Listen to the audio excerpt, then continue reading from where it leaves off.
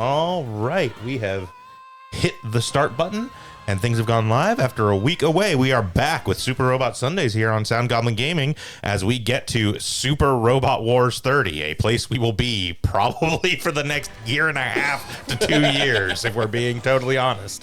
I am, as always, Bograt. I am the Krampus. I'm Shiv. I'm Hunter Green. And I'm going to be playing a lot of this game, apparently. Yeah, so we've mentioned it before in passing as we discussed this game coming up. Going to get started. Yeah. This game is fucking huge. This game is easily 3 times the length of any other Super Robot Wars game out there and has just so much fucking content. Yeah. It's a very different in design as well, which we'll talk a bit about as we get into it. But it's going to make my life much more difficult as the navigator. Yes. It will. So let me talk briefly about the difficulties because I might as well. So this is visual novel mode. This is visual novel mode, but I like to move my hands. This is you at least want to play a fucking game. This is you feel like a bit more of a challenge. Okay, Super Expert is the stupidest mode in this game because it is simultaneously the hardest and the easiest mode. It starts off very difficult and at a certain point in the game becomes probably the easiest mode in the entire game. So what happens is it basically scales enemies to be 20 levels above you.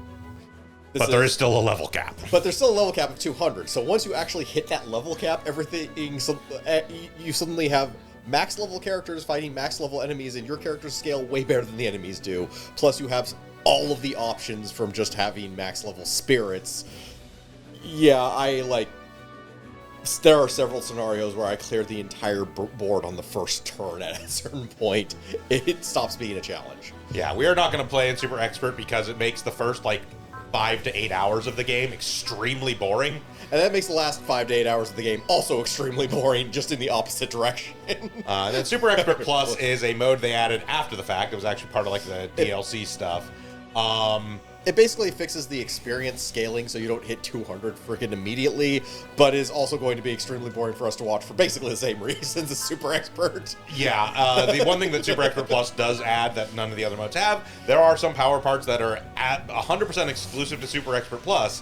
The thing about it is all of those power parts are also so hilariously fucking busted that they sort of negate the purpose of playing in a higher difficulty mode. Yeah. They literally added these parts, one of which is basically just this unit is effectively invincible and kills everything in one shot.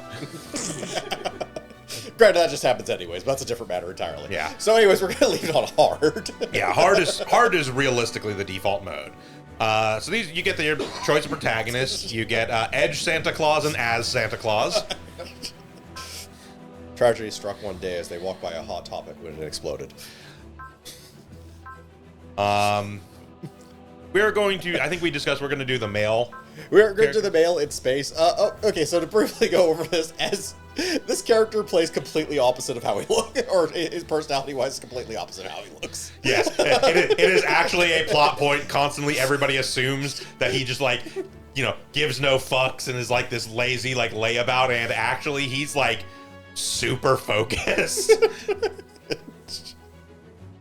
They are also siblings. Yes. Well, they are unrelated siblings, don't. Yeah, it's Japan. They're Japan siblings. And this is why I was referring to him as Edge Santa Claus. Their actual canonical last name is Saint Claus. Yes. Also, his canonical birthday is 420.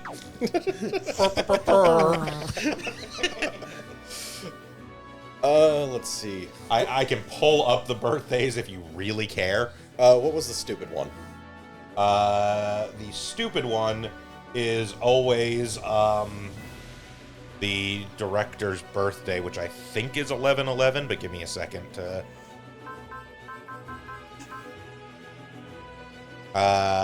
yes, Tarada's birthday is 11/11 and blood type B, which gets us Attune for 15, Foresee for 10 at level 5, Fortune for 30 at level 10, Drive for 35 at level 30, Resolve for 40 at level 40, and Soul for 40 at level 50. Alright. And yes, we both get to choose starting protagonist and starting region. Basically, it's on planet or in space.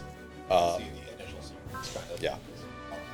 Yeah, so the initial series there is Combattler, Brave, the very first series, Jay Decker, and stuff. And stuff.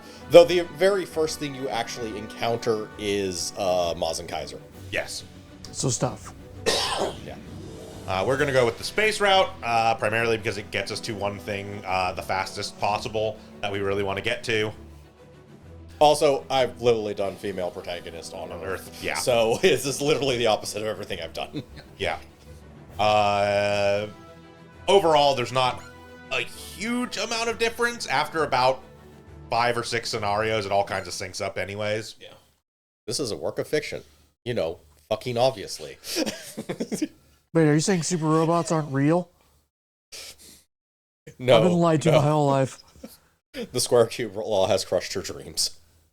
So one of the big things that is very different about 30 in design versus every other Super Robot Wars game, which we will get to pretty quickly, pretty much as soon as we finish the first couple scenarios, is there is not actually a straight path storyline to Super Robot 30. There are key missions that advance the story.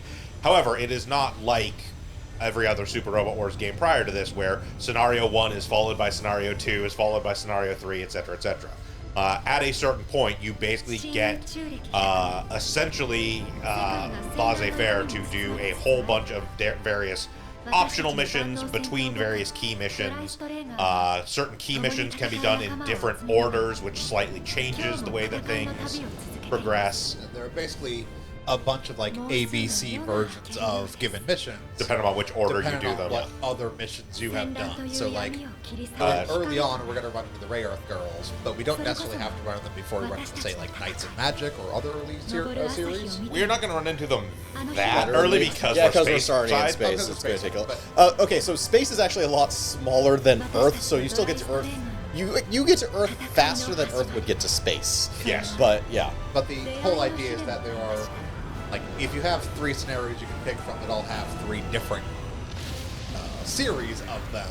You can go in any order. Them can and will affect like who shows up and what enemies potentially show up and what events can occur in later missions based on who you've already met. Yeah, it's not a huge difference most of the time. Yeah. It's usually like maybe a few lines of dialogue or a particular character reacting that wouldn't be there if you hadn't done another mission. But it is a nice thing for it to do, where it's like, oh, I've already met these characters. Yeah. And then this like Ray Earth enemy shows up. Oh, the Ray Earth girls talk about it because they already have them in the party. Yes. In particular, the reason we are starting with the space start is because it is the fastest route to recruiting Char Aznable, who the game spends the vast majority of the time where everyone upon first meeting Char goes, "You're an asshole," and Char goes, "Yeah, I know." So. Quite literally, if you recruit Char after you recruit Noah Bright, he shows up and Bright is like, "No, he's not going on my fucking ship." Yeah, like you're going to pick up a person of interest to help you, and Bright has already figured out who it is, and he's like, "I don't want to be here. No, we're not doing this."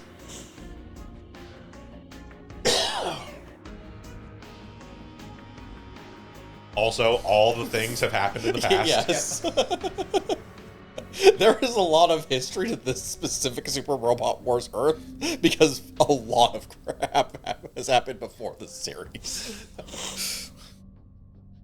That was the one, by the way, when I first played this, and I literally just like had like a fucking spit take that goes on all this. It was like, it's been constant fighting since the 1 Year War. There was the invasion from hell and the Mycenaean War, and this, that, and the other, and then all the Places Buck stuff. And then when Emperor Lelouch died, we thought we'd have peace. It's like, Jesus Christ. They went through all of that, and then fucking Code Geass happened. Yeah. How is anybody alive? So, Cake, Zensuke's here to fuck things up, and also there's aliens. Yeah. All of that. Now there's a bunch of people running around going, "Hey, guillotines?" Eds will roll for this.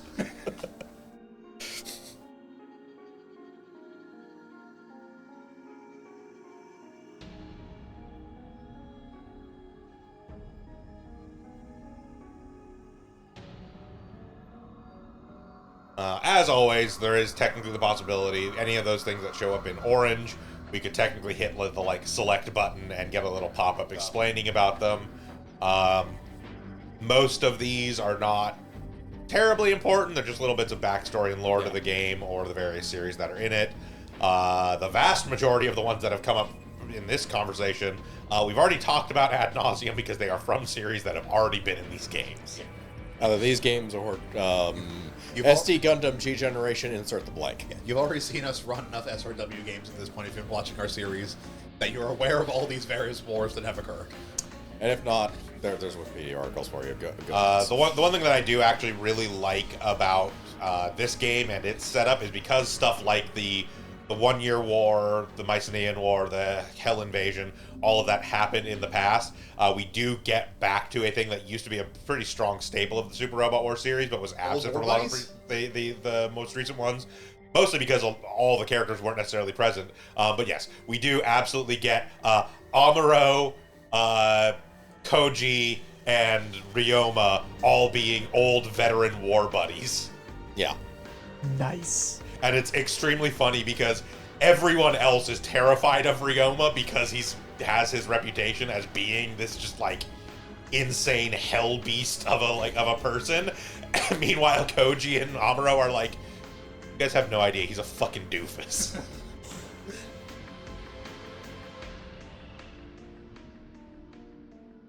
Like, quite literally, one of the other teams, and we'll again see it as it comes to it, one of the team of younger mecha pilots, I believe it's the Combattler team, if I remember correctly, were specifically trained by Ryoma and like essentially refer to him as the Hell Instructor.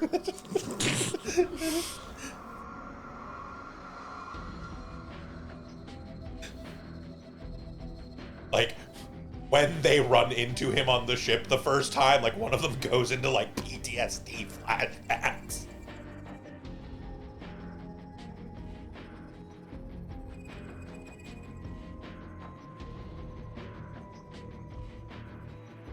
Also, we have a bunch of generic animes, which will be the crew of our ship. Yes.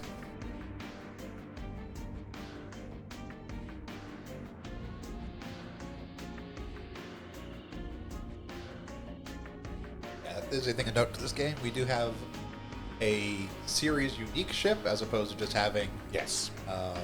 a ship from the whatever primary series. exists. Yes, we actually get an OG ship Yes. to go along with our OG mech. Effectively, Yes. our OG ship captain is basically the deuteragonist of this game. Pretty much. Yeah. Also, the OG mech is less OG than usual because it is a specific Well, reference to the. Well, it's it's a Huckabee. It's a Yeah, Huckabee. it is a Huckabee. The Huckabee 30. They've used Yes. the Huckabee multiple times they in have? various forms Yeah, okay. across different Yeah. games. The Huckabee especially is like the flagship for the OG As the- series. Yeah, as the main character. Yeah. Yeah. Oh, okay. There are. This is, I want to say, the third protagonist Huckabee, at least of the non-OG specific games. Because obviously in the OG specific games, they use the Huckabee. It's a Gundam XP. Yeah, That's what it and, totally and has anytime been. you need a Gundam protagonist in the OG setting, you use a Huckabee, even to the point where the spin-off of a spin-off, the RPG with action combat fighting that they made for the DS. Yeah, the OG Saga The games. one character that still summons a robot summons Summons a a Huckabee. wire-controlled Huckabee. Yeah, but yeah, there hasn't been a Huckabee protagonist suit for a while. I believe the last time was back in like the Super Nintendo era, but there have been multiple Huckabee protag suits because it was Which just makes sense, but they brought the Huckabee 30 as Yes. the 30th anniversary. yeah. Generally speaking, it was back from the era where the protagonist, if there was a protagonist selection, your protagonist selection was also making the selection between the real robot and the super robot route, and if you chose the real robot route, you had the Huckabees. Yeah. Yeah, the only reason I knew that there were multiple was because I'd seen the kits for Yep. two of them. Yeah, there are quite a number of Huckabee variants, but there are at least two I can remember off the top of my head that were actually protag suits. Crazy scientist. It's Android 21. Yep. Yes, our standard issue crazy anime scientist.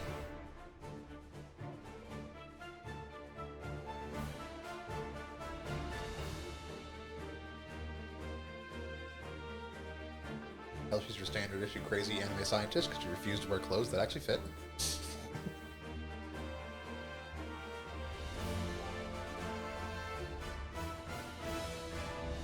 She's also selfishly hogging the vast majority of the personality of the new characters.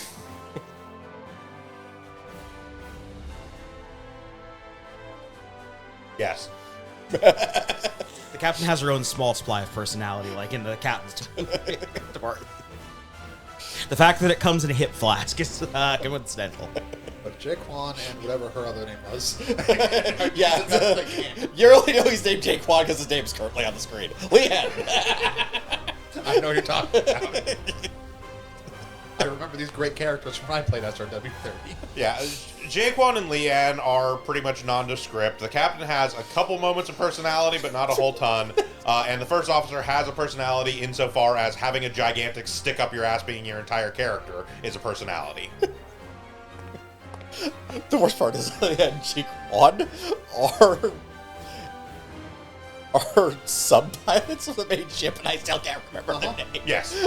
I know for a fact I've constantly used them Yes, too. generic crew member 1, generic crew Yeah. member 2.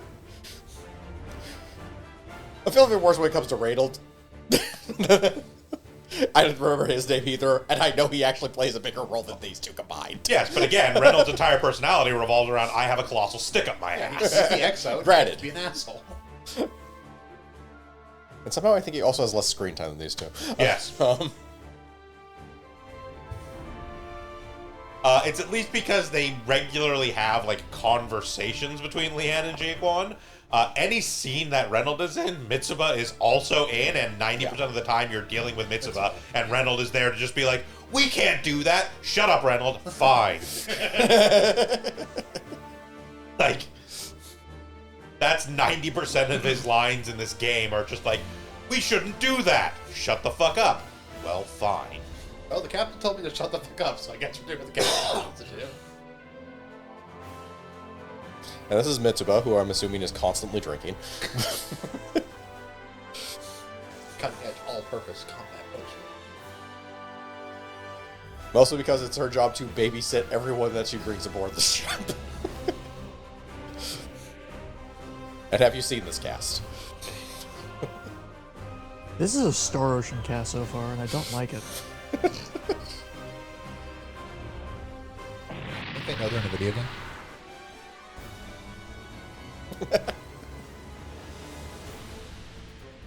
I didn't make Fire Star Ocean 3. It's not my fault.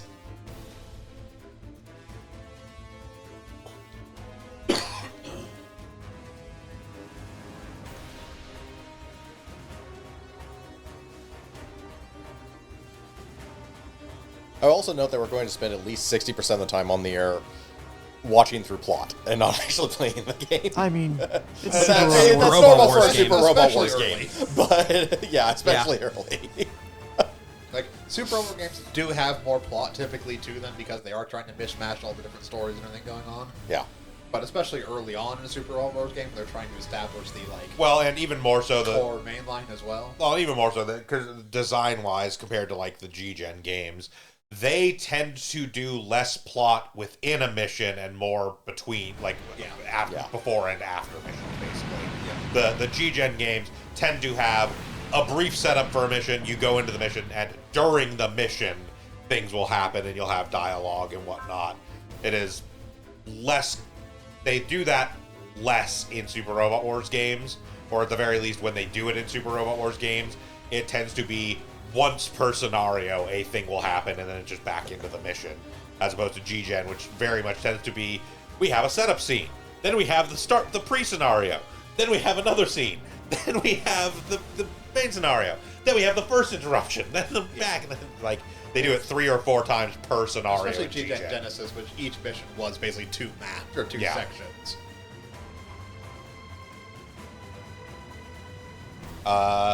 One of the humongous changes and departures from previous Super Robot Wars games is there are no SR points in Super Robot Wars 30. So there is no, special condition to any given map. Any given map is just what it says on the tin. Yeah. There are still a bunch of secret points. There's a ton of secrets. There's a ton of secret characters, secret units. various ways to get certain things early, hidden power parts, things like that. Yeah. So those I will still be guiding toward, but for the most part, the missions generally are pretty straightforward. Every once in a while, there will be a change of objective partway through a mission, but there is never a, like, hey, like, your mission is defeat all enemies. By the way, if you defeat this enemy within 3 turns, you get a shiny. Defeat this enemy without, or like in one blow, or before they drop below 10,000 health, and all that kind of nonsense. Yeah, Yeah, it's part at of most it's defeat X with Y in order to get Y point. Or, Yeah. I mean, Yes. Usually character point things. Character point which things, have yeah. always been a thing. But yeah, the difficulty selection we made at the beginning is just the difficulty of the game. It does not modify dynamically based on the number of SR points you have. Yeah. There's also technically get a number of kills stuff for a few characters. Yes. This is almost trivial in this game. Yeah. It is basically, are you using these characters? Yeah, you'll be fine. Are you not using these These characters? Do some random missions and just make sure to send them on like the like random repeatable missions, which are also a thing that is new to the Super Robot Wars games. There are technically repeatable missions. They are the most unnecessary thing in this game, probably, if I'm going to be completely honest, because there are so many optional and especially in-ship missions. So again, the only thing that they are really useful for is if you have a character that you That have is like so far completely behind, neglected and you need to get like 60 kills on them. Yeah, I could see it being useful, like especially because they added a bunch of DLC as the game went Yeah. on. That each one of them added like 10 plus characters and units. So this, by the way, is our protagonist unit. This is the Huckamine 30. No, the caution tape never comes off. Well, yeah, it does when it gets upgraded, but that's... Yeah. You would think at some point somebody would get in a fucking cherry picker in the Trace Striker and unwrap the fucking caution tape. No. Is that? I don't remember it having the tape on it. Yeah, When I... that's the tape. No, Yes. it has a tape, you just don't... This is like the only screenshot where you really notice. Okay. Yeah, when you see it as the like little unit, it's literally like 3 pixels of red around Yeah, the head. because- like, They're at, like, that size. So it's like, how are you going to notice it, even? And then you take the tape off, and it looks like it has fucking, like, silly. I'm gonna go get wasted on spring break glasses.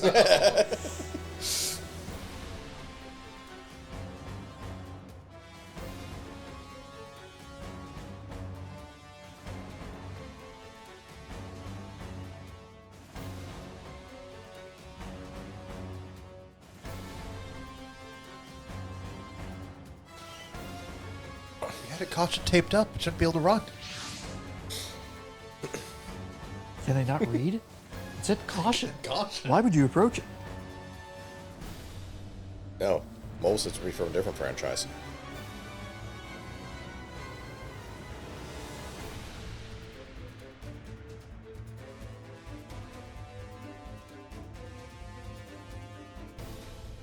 yeah, like no, that the caution tape is part of the design because theoretically this thing is not supposed to be deployed when it is.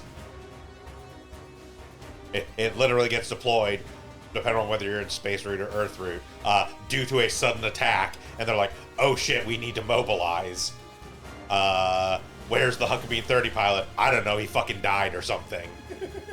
Why is the Huckamine 30 moving? Oh, it's that weirdo. Oh, well, no, that weirdo accurately describes both Edge and Daz. Correct.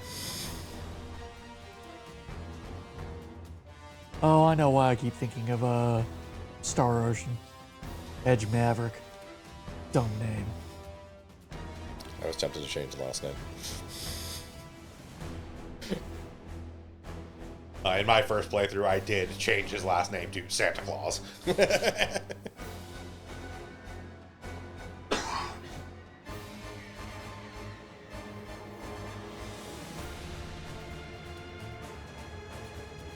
I was bored. It's a fucking mech. Why wouldn't I pilot it? That mech doesn't have a pilot. It It does caution now. tape on it, so it looked like it'd be fun.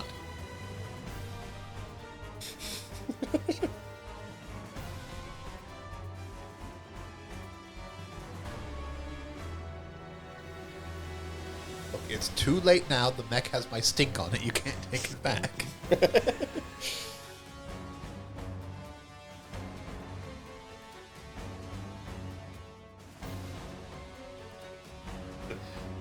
And yes, the crew of the Dreisträger / students and staff of Military Academy 30 are like, you can't pilot that, it's not yours. And Edge basically goes, if the pilot shows up, I'll let him have it. How about that?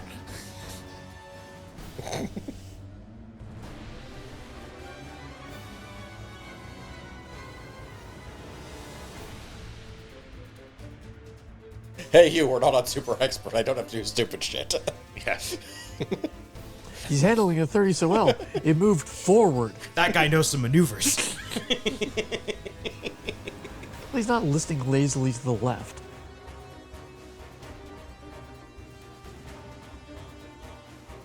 I mean, in fairness, part of the intention is that the Huckabee 30 is supposed to be like an extremely high performance machine. So even your average mecha pilot could not handle the thing. This is not at all reflected in its starting stats. No. I like to think when he goes, it's Edge, the captain goes, oh, Christ. Pinching your nose like, oh, maybe strength.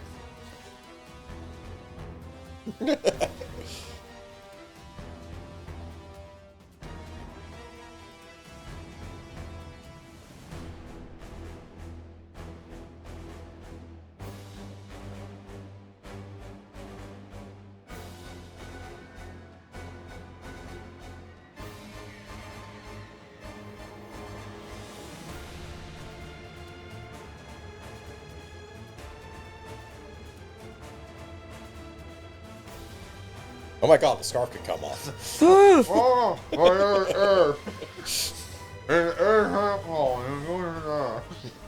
Well, of course, inside the Huckabee, I will note on Super Expert that it's still there. It is a fucking wrong.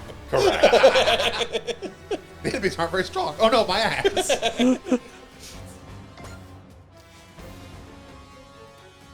Area missions. You can check. Yeah, this is just generic combat stuff. Yep.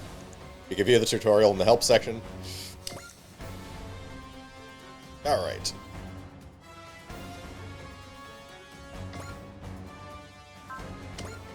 Let's see, we are starting platoon and 4C. Yes, we have starting 10 SP for C. Alright.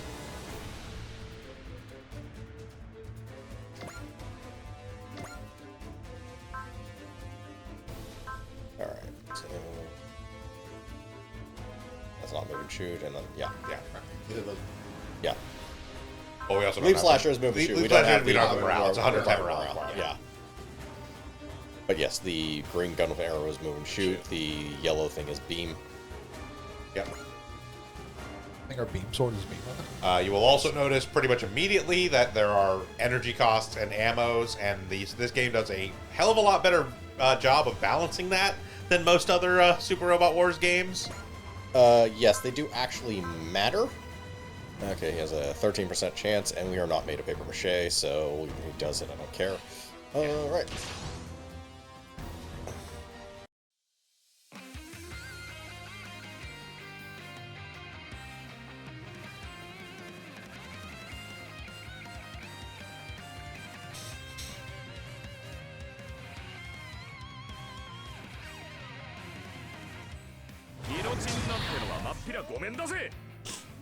that is the appropriate response, I guess.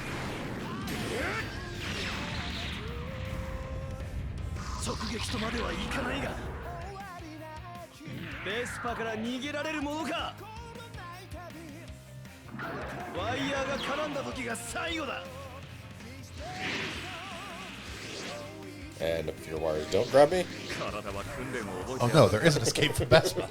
Okay, that's why I was misremembering it. The battle animation there doesn't have the tape on it. Yes, it does. No. It absolutely does. I mean, we can see again. yeah. It doesn't have it on the face. The face one goes Yeah, away. but but they okay, have sorry, it on yeah. the See, shoulders. all over the I'm arms, the specifically legs. referring to Yeah. the one on the face, not Okay, the ones yeah, on the the arms fa- and legs. Yeah. Yeah, face goes Well, away. of course he cleared it off the face. He needs to be able to see through the eye cameras. I mean, honestly, it may still be on the face. It's on the side of it we can't see anyways. In the cutscene, it was over the stunner shade XXX. On this side. It wasn't over the entirety of it. This is potential. I will point out when a character doesn't have this skill, because almost everyone does. Yes. The vast majority of characters in this game have potential at some level. Not all of them get to level it all the way up. I don't remember if anything levels at all by level. Absolutely They do. everything can be purchased anyways, so yeah. They do. Skills grow by level. Yeah. So turn my mission off because we've already seen this crap. And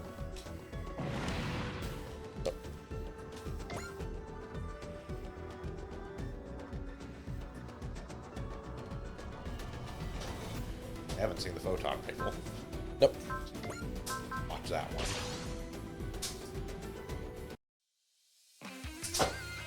抵抗は女王マリアへの反逆だ。こいつはしびれるぞ。 Right. So, anyways, よそ見でもしてたのか？ That is a good question. ガスカール。 Were you even looking? And yeah, you can see it on the face. 流れは向こうに Yeah, ある like when he turns, it's still Yeah. on that spike. Yep.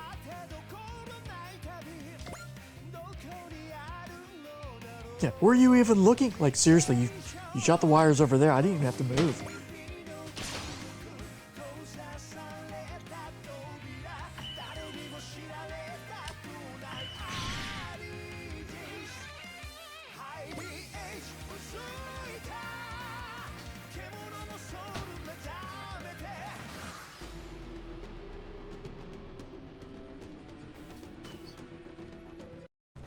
plot. I'm pretty sure we can actually take all these Bonner around. If only there were a 13-year-old in an extremely powerful suit to help me. Yeah, since I have been going through Victory Gundam, I've discovered that Vespa can't hit shit unless it's a woman. Yeah, basically.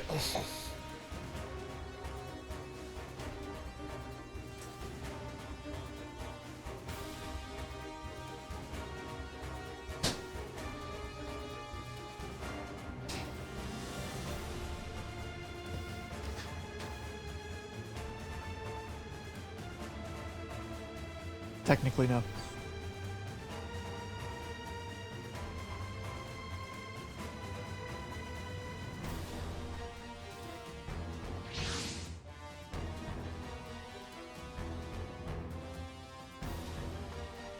That is a Gundam. I don't know why you're that surprised. Is that the V1 Hexa?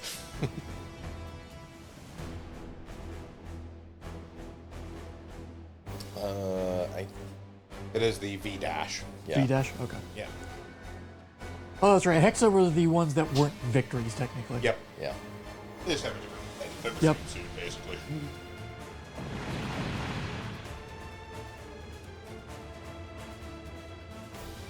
Yes, we will get a V-dash Hexa in either the next scenario or the one after that, depending on which direction we go.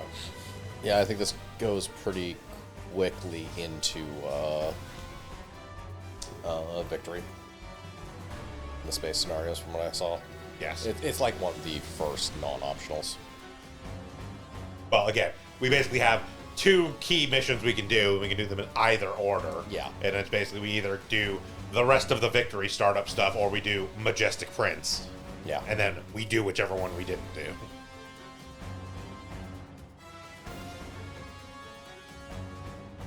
We basically get the Majestic Prince units, or we get a V-dash Hexa and 2 gun blasters.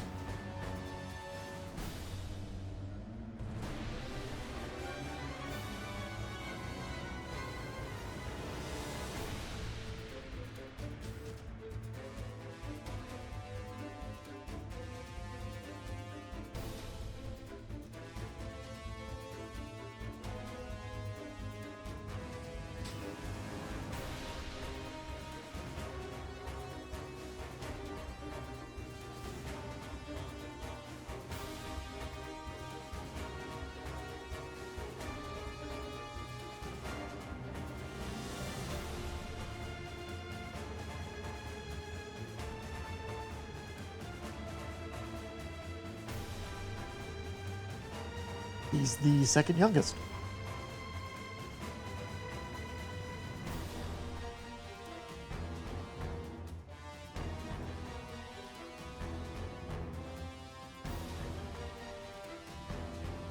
Actually, he might be tied for youngest. I don't remember exactly how old Kyo was in age. I think Kyo is younger, but it's also age, so who gives a shit? Yeah, yeah.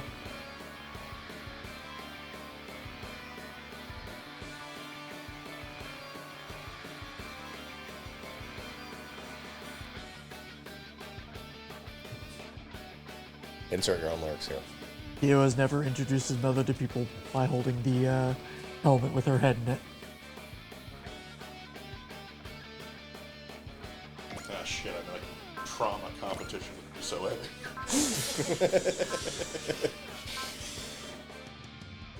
Okay, trauma competition, we all lose. Everyone. Tied. Kyo is also 13. Okay. Everyone in Victory Gundam loses in one way or another.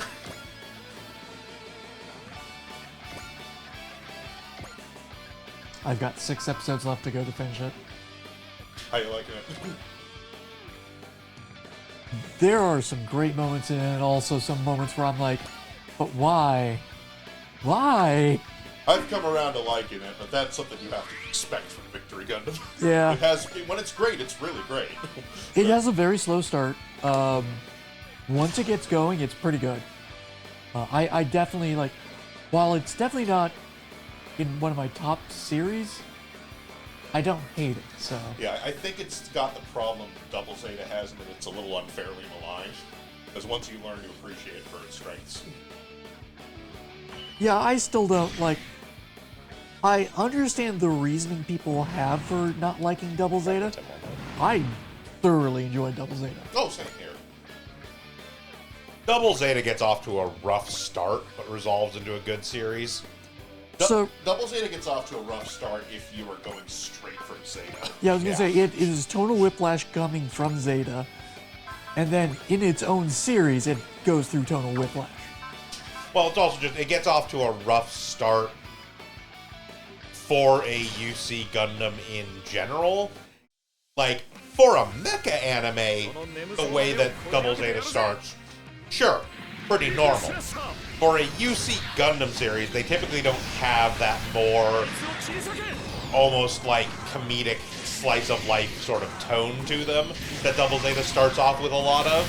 And so I can understand why people look at it and they're like, this doesn't quite mesh. But it does eventually definitely resolve into more tonally a UC Gundam series. Well, it basically comes at the tail end of Kill 'Em All Tomino ending is the problem. Yeah. It's a little better if you think of the fact, like, oh, we just had a really fucking heavy ending of the other series. Now it's time for some, like, levity for a while.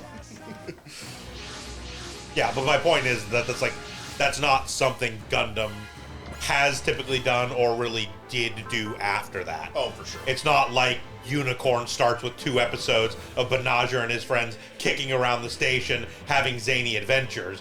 It starts with the fucking station being attacked. Oh, 100%. Like, There's no Gundam that spends that long dicking around at the starting colony. yeah.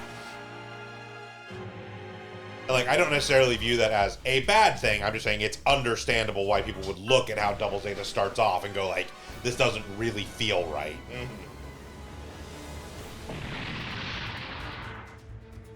Victory, on the other hand, that's tonal whiplash on a regular basis. It's almost a feature of it.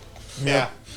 The weird thing about Victory is Victory feels more in line with Tomino's other non-Gundam works. Yes, which is part of why I think I really liked it quite a bit. Yeah. It definitely has more of that, like, back and forth between, like, there's some really, like, serious shit going on, but also we've got a 6-year-old with a blaster gun screaming about how she's gonna bite your shins off. Like, you know, that's fucking Zabungle. That's like, Oh, yeah. you know, fucking Yep. all of Tomino's other shit has that more significant meshing of zany antics alongside all the weird sort of dark stuff going on. Gundam is the exception generally, where it really is more focused and dark typically.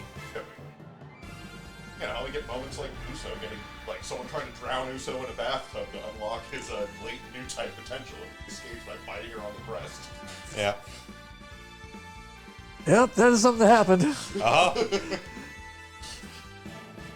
Or like, we're gonna send out our soldiers in bikinis with jet boots and bazookas to confuse him. I have not gotten to that episode yet, but yeah. But by that Well, time, it definitely worked. He was confused. yeah, horrified.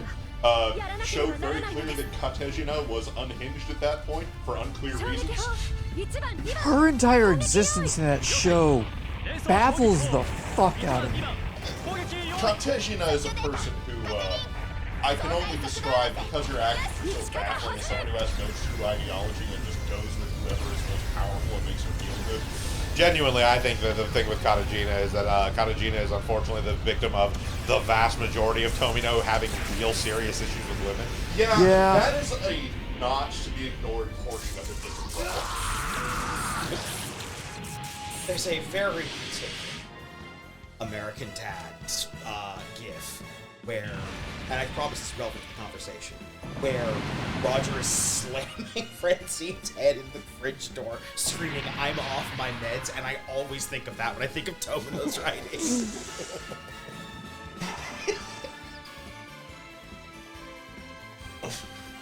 So, anyways, this is the dress rager or something. Nice Tiger, yeah.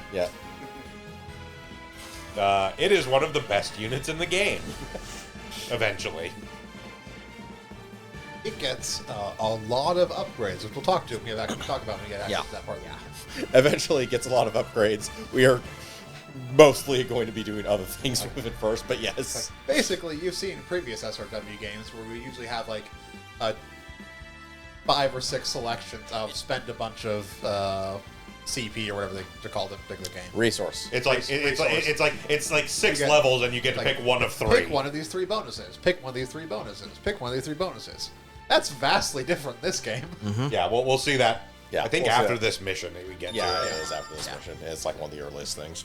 But also, you've seen in previous games where we have the ship, and usually the ship is decent. It can get a few kills on a map. You know, the captain of the Yamato's insane bloodlust notwithstanding. The Dreysager is, like, genuinely one of the best units in this game. Yeah. We should have never gave that man a wave motion gun. It was like one of the most powerful units, period. Yeah. I'm gonna need to see the spelling of that name. What name? The Dress Striker? Yeah, I have a theory. What do you think? What's your theory? Does it translate to 30?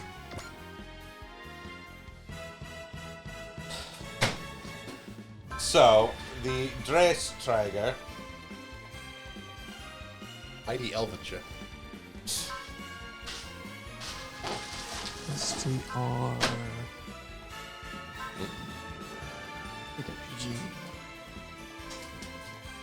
Right, so while they're looking stuff up, we can go over the crew real fast.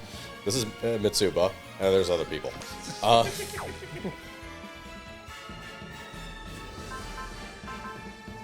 see. That goes over Mitsuba, and I can't actually do... Okay, supporters. Obviously, the pilot. Yeah. Alright, supporters is everything. But we have supporters now. But yeah, Mitsuba is the pilot. Yeah, Google is Rail, only First bringing up Command, Communications Super Robot Software. Wars Oh, sorry. 30 for it. No, it's 30th. 30th? Yeah. Okay. Like most multi-unit things, it has the spirits of everyone on it. Yep. And now that it's shown up, we now have access to supporters, Yes. which are kind of like spirits, except anyone can use them. Yes, these have shown up in a couple of the Super Robot Wars games that we played. Yeah. Yeah. They were in T at the very least. I know that. Yeah. Yeah. We basically have a certain allocation of people, or a certain allocation of slots for people, and we equip them. They give both an on-use active ability and a passive ability. Yeah. This is maybe will almost never be unequipped because her passive ability is we gain extra MXP.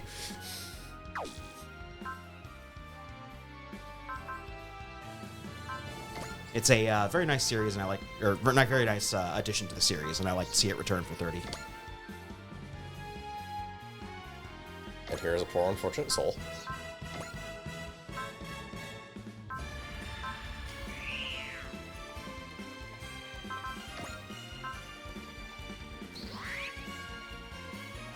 I did have to double check this because I was trying to make sure I was remembering correctly.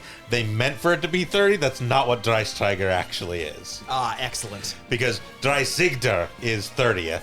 Dreisteiger is 3-piece suit. Oh, fantastic. I like the whole mechanic team looking up at the ship with like the name on the side. Who's gonna tell the captain? Nobody. Nobody's gonna tell the captain. Hey, Captain doesn't understand Elvish. Also, much more specifically, I think I like the name 3-piece suit better. Yeah, no, it's good. Yeah, Good. it is supposed to be Dreisigder, but Fuck that dude up. Fuck that dude up.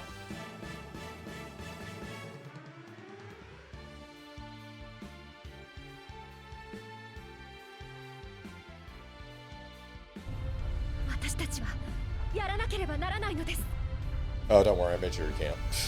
1番2番衝撃砲攻撃用意了解1番2番衝撃砲 We technically saw this, but eh.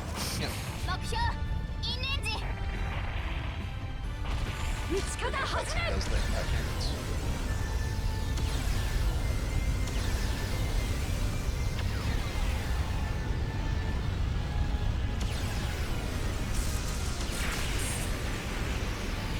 Most importantly, you eventually get to upgrade on the ship is the ability to make some of these weapons move and shoot. Yeah. yep. You do get some of these weapons can move and shoot. This is less important than you think, though, at a certain point. Still useful. It is still useful. I mean, typically gives the captains the ability to hit and run, so. Oh, that's a given. That's pretty much their first ability. Yeah. All right, and everyone's acted. So, right. You get over here so we can kill you. Accurate.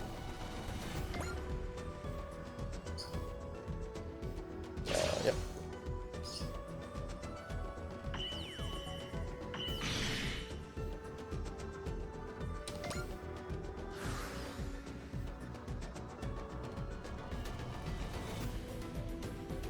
I don't think it's in this thing's range. There's that one. I don't want to use Uso. Uso is technically one of the characters where we need to get a certain amount of kills on, I think.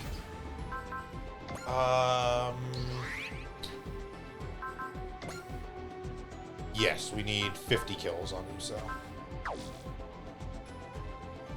Yeah. Alright. There is not technically a timeline to that ビ one. クトリーの扱いは慣れている距離を取ったって Like there is, but it's so far away that we've got no real issue. Yeah. I mean, 50 kills is nothing. Yeah.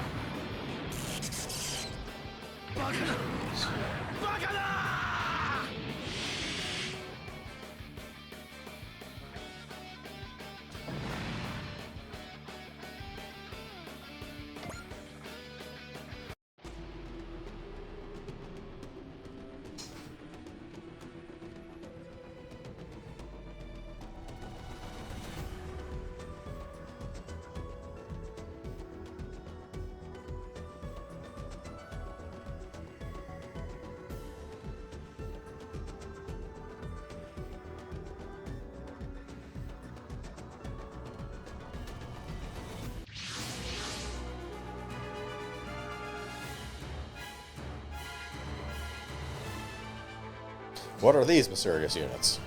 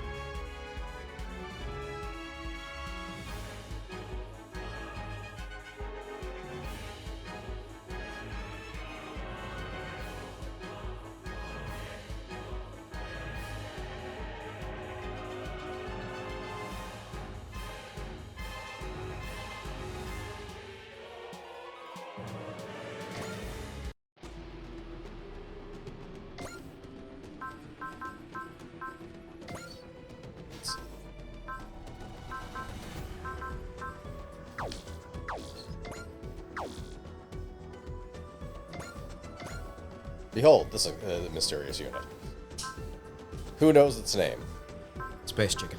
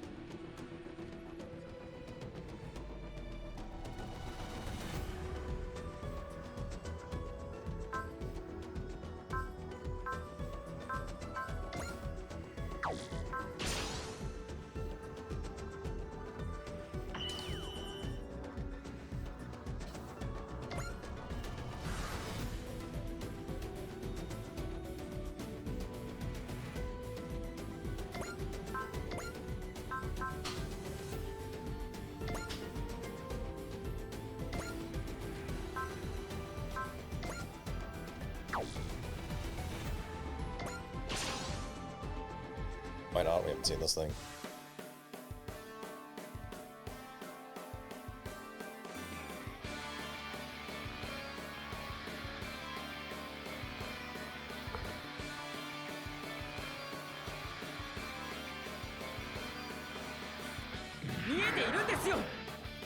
God, I hope so. We're in space.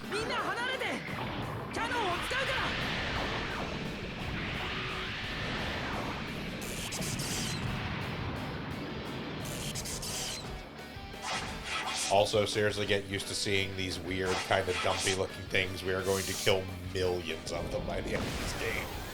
Yes. These are the mysterious generic villain.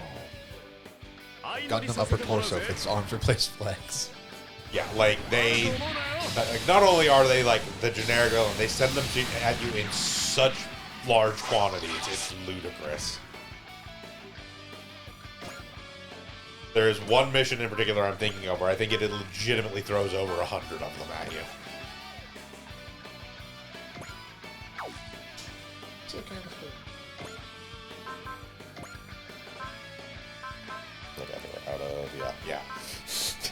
We're out. You literally can't use your abilities. Correct.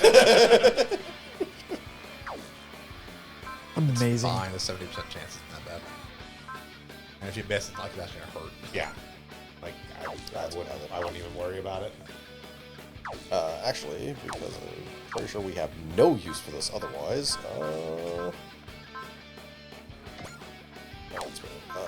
Orders. Supporters.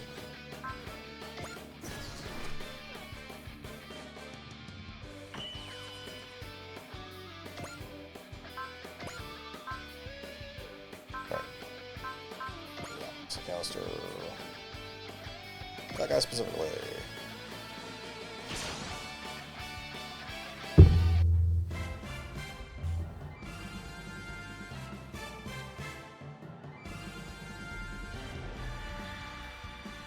Captain, the onboard AI image recognition program keeps returning chicken.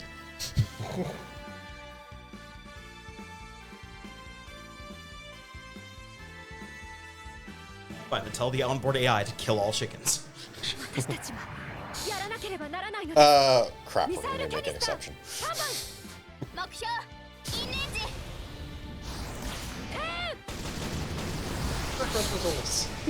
It's fire missiles, the fire missiles.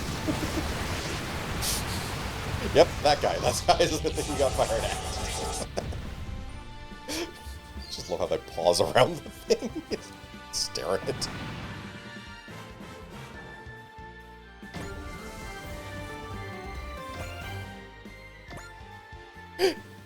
Great, you still can't use Vigor even. Nope. Get there eventually. Nope, never. They're going to increase the cost of that skill on her specifically. Always one higher than a max SP. Nope.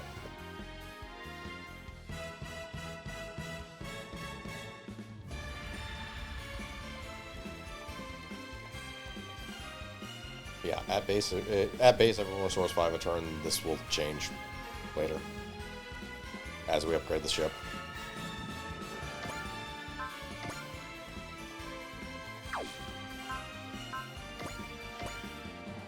Enough to kill you? No, I'm gonna move. I'll outright tell you if it's enough to kill him. Yeah, it does actually have that notifier. It has shoot down. Yes, I know. That is another thing that is really cool in this game. It's Yes. not actually technically new to 30. They have done it in other games, but I don't believe it was anywhere in the VXT cycle, actually. Yeah, it was. Was it? Yeah. Okay. It's been a while since we played those. I don't actually remember that, but yeah, the shoot down is actually a very nice feature that isn't always present, but is very helpful when it is.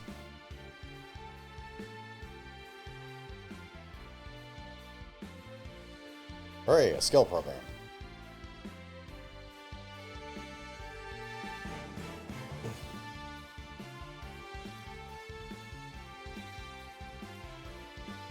The ship must be a G. No, God.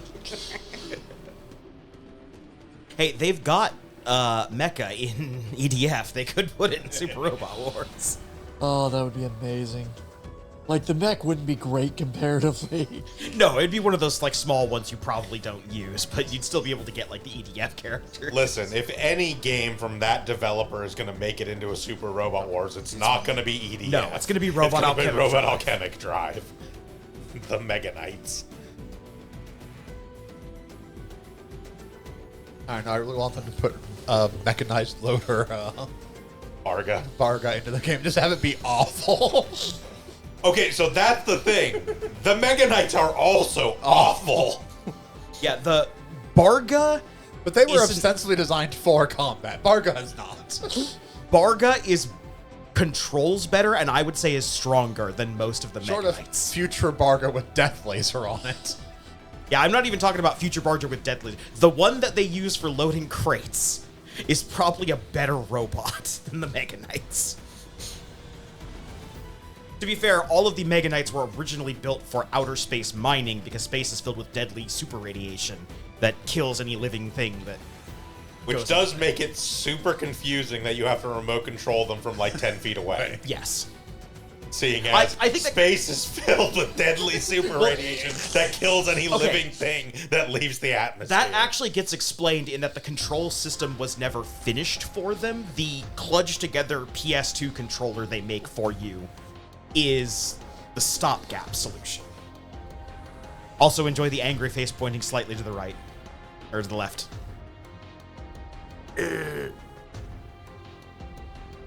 We will be seeing this particular background a ton. This is pretty much where every new character gets recruited onto the Dreisager. Yep. I'd like to imagine it's connected to an airlock, so anyone who's a shitter can just shove in there. No. What advantage? It's an angry interrogation room. Yeah. What advantage of this being a series original ship is it's as big as it needs to be. Correct. It is also actually a larger size category, I think, than any other ship. We do actually have specs for the Dreisager. I mean, they're hilarious, but we do have them. The only dimension which is officially listed, but you can make some assumptions based on the design of the ship, we have an official height for the Dreisager. I think we have height, but not length. I was gonna say, You it's know, like you- of all the measurements, that was the one I least expected. Especially since we can figure out the rest of them from height. Yes, but officially, the only one we actually have official is that it is 2 kilometers tall. This is a Super Star Destroyer. take that into account when you look at this thing, and then try to figure out how long it is. Like I said, this is a Super Star Destroyer.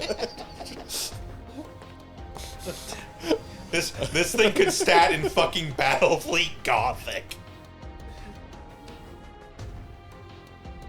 This is a ship that could legitimately carry around the Gunbuster if the Gunbuster was in this game. Correct. As opposed to launching the Gunbuster from, like, the fucking Bright ship. The rock column, yeah. Rock column, being like, yeah, the Gunbuster was in here. Don't ask fucking questions. We've covered this. I choose to believe it just kind of clings onto the outside. Yeah. I like to imagine Norco's just in there riding on the top like it's like a riding. I mean, again, I will remind you, Gundam does have precedent for, in fact, just having ships that have mobile suits just strapped to the them, outside. correct, yes. Yep. And their launch methodology is literally just like cutting Cut the the cable. Well, they have a combination of both ships just taped to the outside for regular sized mobile suits, and just we attach some wires to a mobile armor. Dragging it behind It's just us. hanging behind it. It's fine. Yeah, like Not all like, overlords like, can turn to flying Chinese takeout boxes. like the whole thing about the White Base and the whole like Pegasus class is they were the first warships the Specifically Federation had designed designed for. that had actual mobile suit hangars in them. Prior to that, they literally just Taped strapped stuff to Jim to the Salamis. outside of the Salamis. Uh-huh. Which I mean, I guess works, but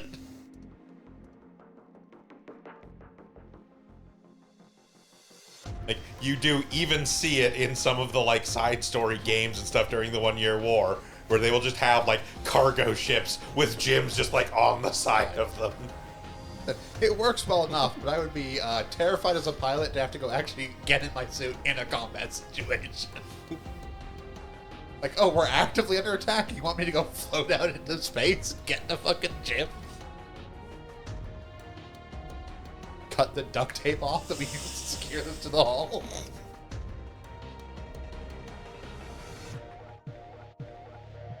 Yeah, it works as an improvised way of transporting them, I guess, but is not the best for. So it's fine if you like are going into like know you're going into combat. Yeah. you, get your pilots in first. You know what's even funnier than that?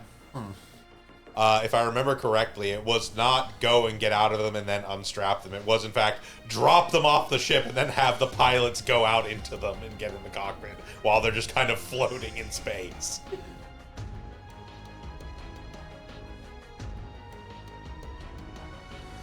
Because the way they had them attached to the ship actually blocked the cockpit access. So they had to cut them loose first, and then the pilots had to use their little like jet belts to go out to them.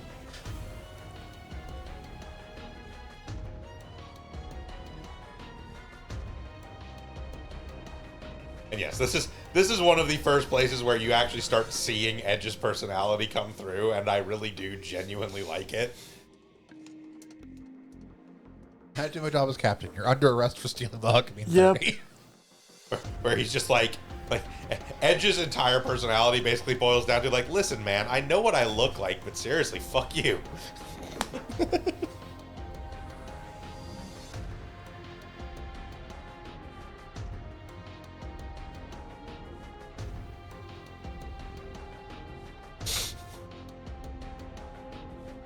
Hey, just be glad they're not Zanskar. Wouldn't be a firing squad, be a guillotine. Reynolds, calm down. He holds up a sugar cube. Reynolds. You have to give him a sugar cube sometimes, or else he gets antsy.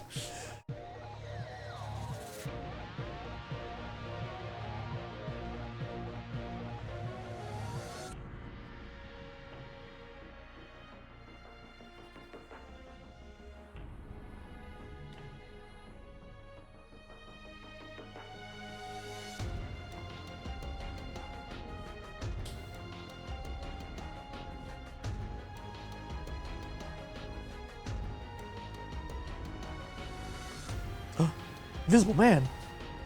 It's the angry voice in the back of the ship. It's like Olmec.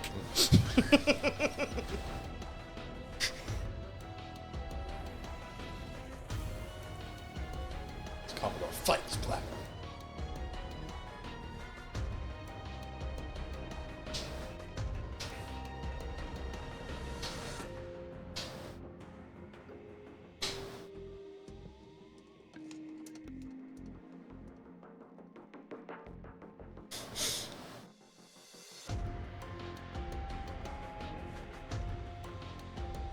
person in charge of the Dreissager project, I issue the following proclamations.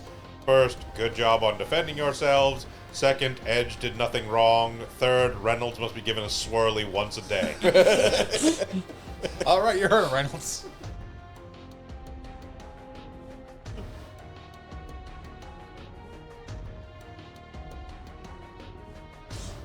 I want to object to that. Yes, object to your commanding officer. Yeah, I'm going to object to my... You're my commanding officer, aren't you? Yes.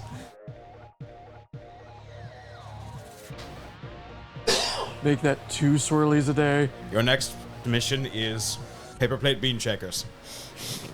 Technically, Fikes is not Reynolds' commanding officer. Mitsuba. Mitsuba's Fikes is Reynolds' commanding officer. Fikes is Mitsuba's commanding officer. We're not to train you into the military. Just go do whatever you want. I'm just giving you the ship. Have fun.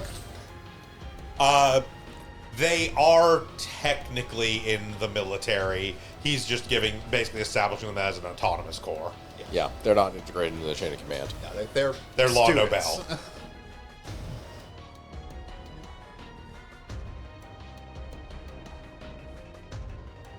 Yeah, they're like military academy students. Not anymore. Fixed.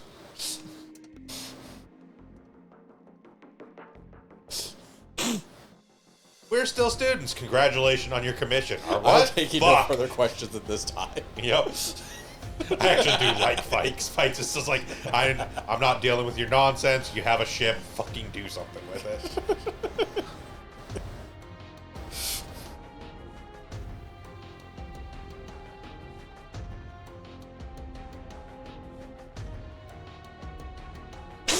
I'm not going to answer this. You are. I thought I already told you how this works. You have a ship. Do what you want. The choices are yours, and yours alone. Does he know how to assemble a giant monkey statue?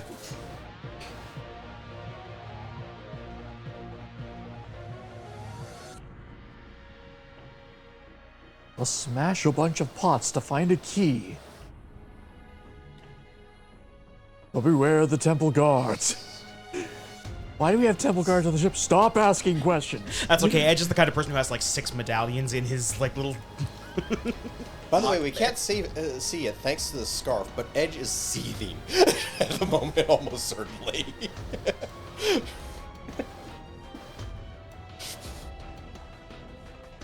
Now, Edge like pulls up the scarf to cover his face to be edging his neck. No, this has to do with the person talking. Yes.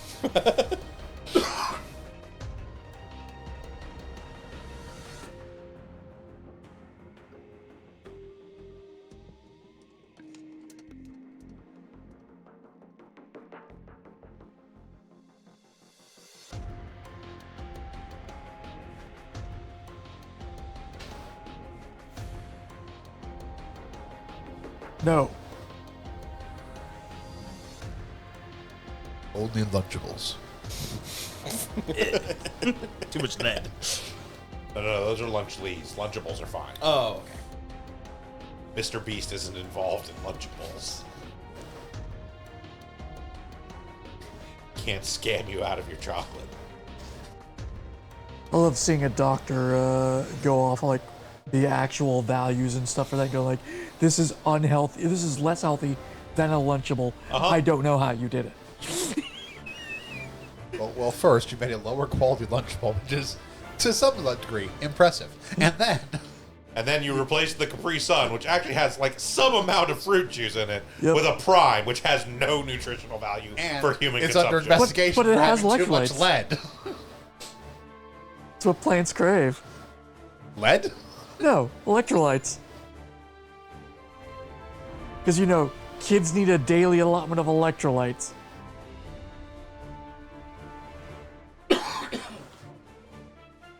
I want whichever interchangeable Paul brother it is that's responsible for Prime to go on camera and explain to me what an electrolyte is.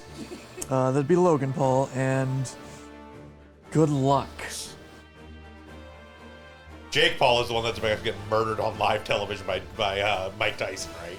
Natural selection, nature's healing. Didn't that get canceled? No, it got postponed. Oh, Got nice. postponed because Tyson was sick, but he's better now. And is going to punch Jake Paul's face out of Jake Paul's ass. Supposed to be Friday. That's what I call a Good Friday.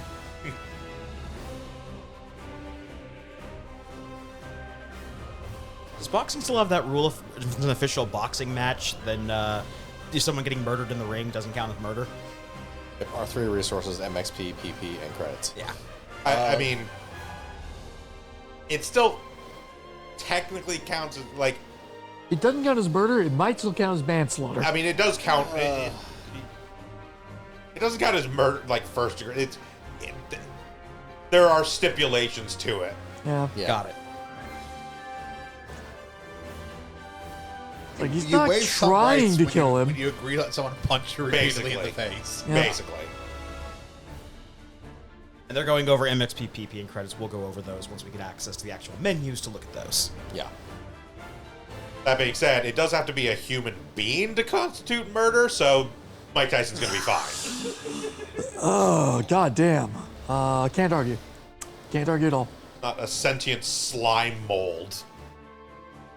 Conveniently shaped like a humanoid. I think that's an insult to slime modes.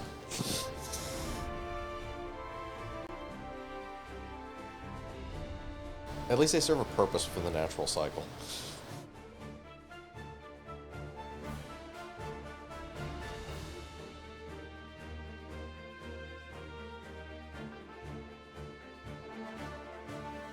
Put on some real fucking clothes. I refuse. You could do that today. Ah. High-ranking officers' quarters. We get to see what Fikes looks like. This is a man worthy of trust. I trust everything about him except that collar. It's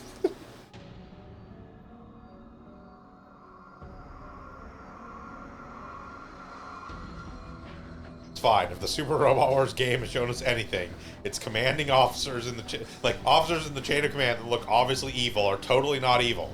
So you get to the final mission of the true ending. Even then, he wasn't really just like totally evil. He was just like, I gotta support. I gotta back my boy. Yeah. But you know what? Fair. Like, I'm legitimately sorry I had to do this, but I gotta back my boy, right?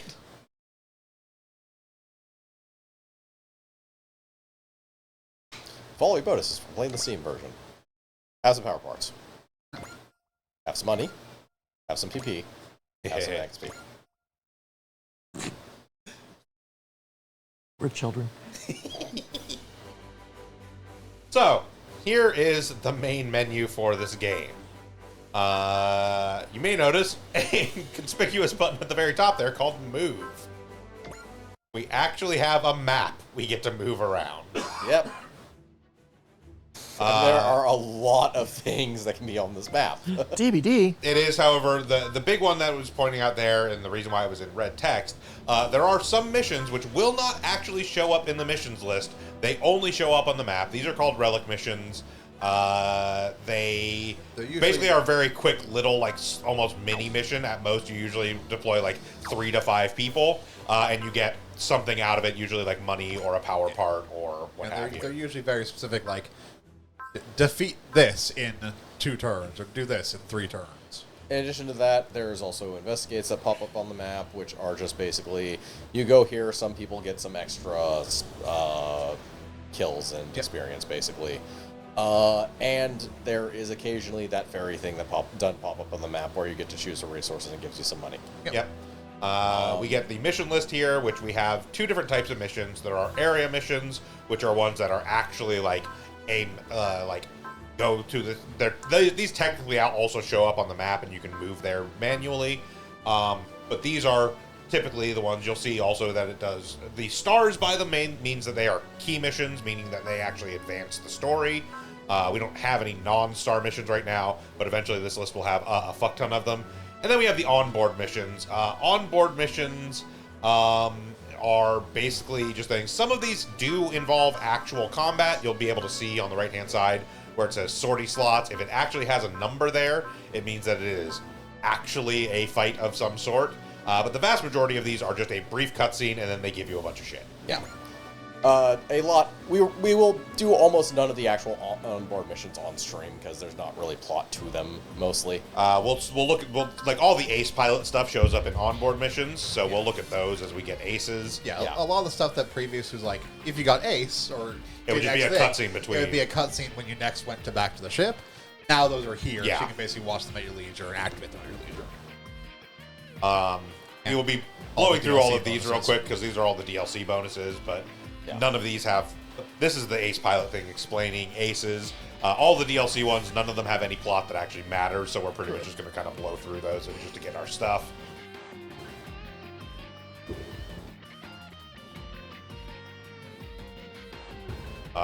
One of the DLC bonus onboard missions we will not have access to, mostly because it's a colossal pain in the ass to avoid YouTube copyright strikes with that DLC installed.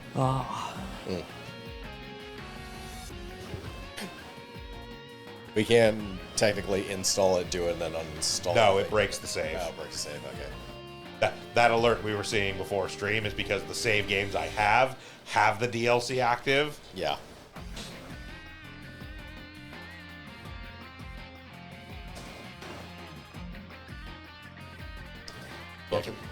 So we're going to miss out on some small amount of credits and, it's bonus not a big deal. stuff. It's not that big a deal.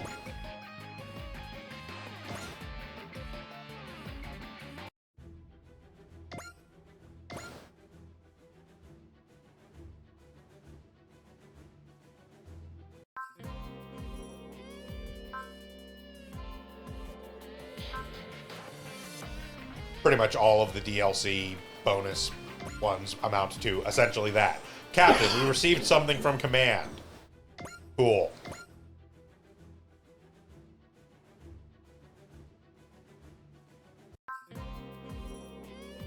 I think several of them literally have the exact same dialogue. Yep. Reynolds, I'm eating. Stop bothering me. Captain, most lines. Throws a tennis ball out in the hallway. Captain, I'm not a dog. No, you're a bitch. I will say this game, like, as opposed to like the VXT cycle, for instance, the amount of stuff you get in bonus for getting like all the DLC and all of that, our PP has reached 3,000. We'll trigger a few of these just from existing, basically. Yeah, there's a lot of 2 kilometer tall ship. Yeah, wow, I guess. Reynolds, you must be ruined. But yeah. Anyways, Keep that to yourself.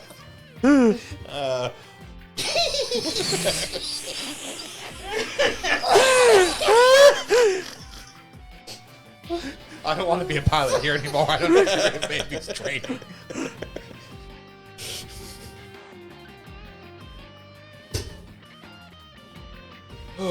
Anyways, what I was saying is all the like bonus credits and pilot points and stuff like that you get out of this one are not nearly as excessive as you would get in, say, like the VXT cycle, where like in the VXT cycle we got a pile of credits large enough to basically like max out almost our entire team like immediately. This one you don't actually get that much. No.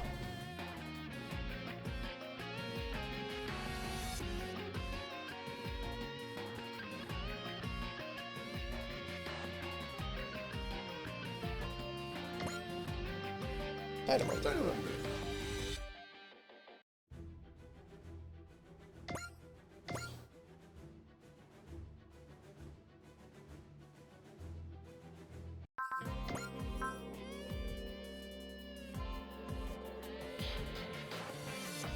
think we got a lot more of the Reynolds showing up and telling us we have stuff. Yes.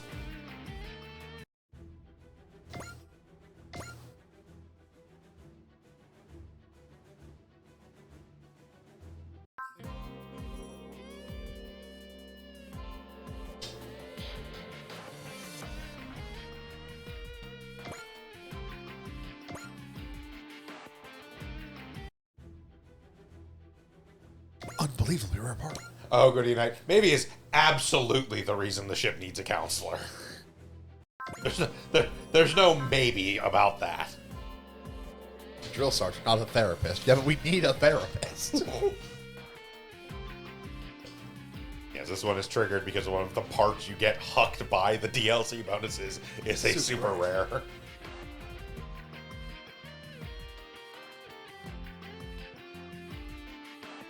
Most of the other super rare parts in the game are only from maxing out one of the trees on the ship development.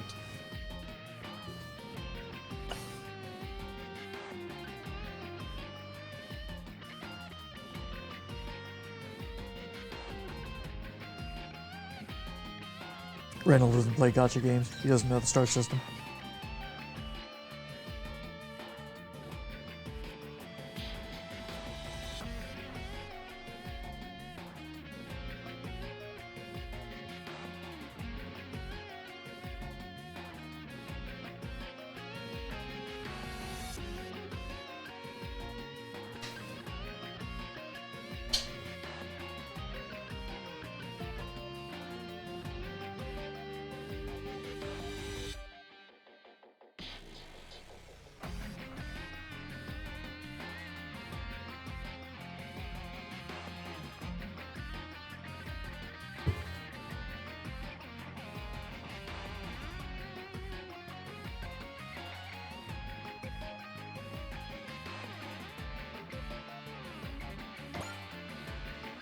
Golden Legacy.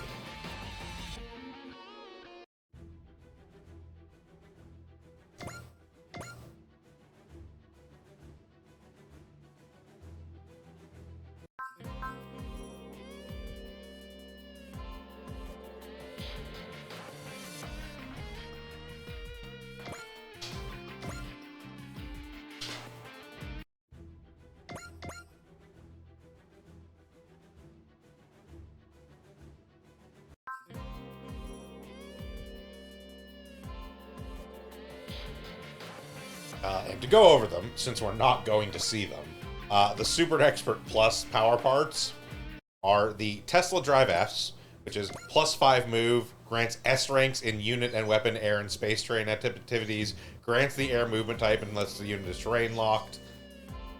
Sparrow's Fruit of Wisdom, which is 150 max SP. The Quark Drive S, which is +2 move, +400 weapon attack, +200 max energy, +2 to range of non-map, non-range 1 weapons. The T-Link Reactor, which is +40 sight and mobility, +2 move, grants S ranks in all unit and weapon terrain adaptivities, and +2 range to non-map, non-range 1 weapons. The TE Generator, which is +200 max energy and fully restores energy at the start of your own phase.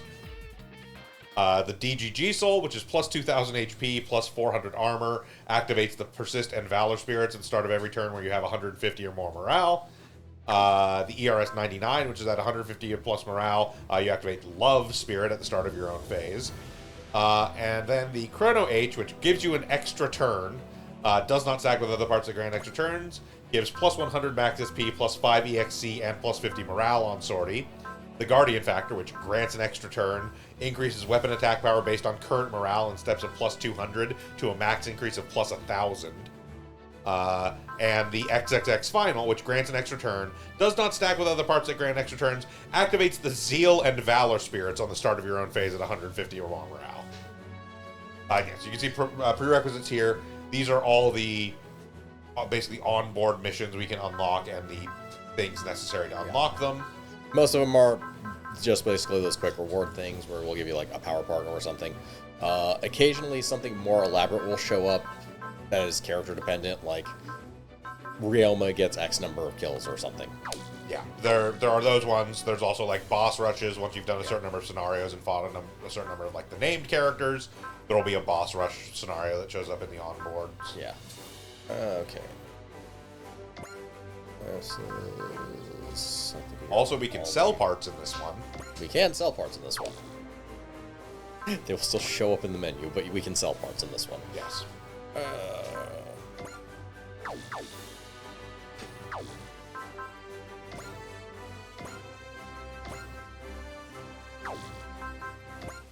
They're, I think, just about as fast as each other. Okay.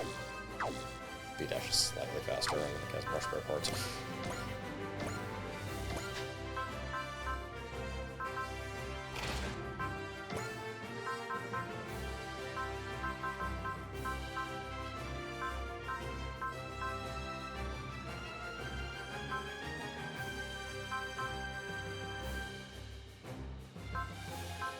Do we not have it yet? No, the increased resource as you move, but we don't quite have that one yet. Okay. We have Prana Converter. That is not what that one does in this one. Oh, that doubles, yeah. Yeah, based on morale. Go with you.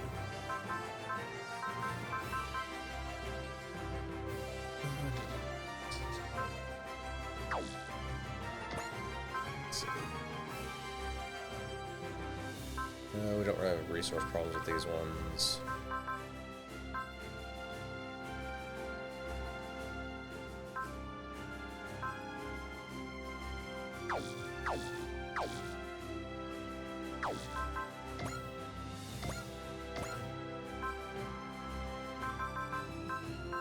Okay, you have no issue with smart guns. So...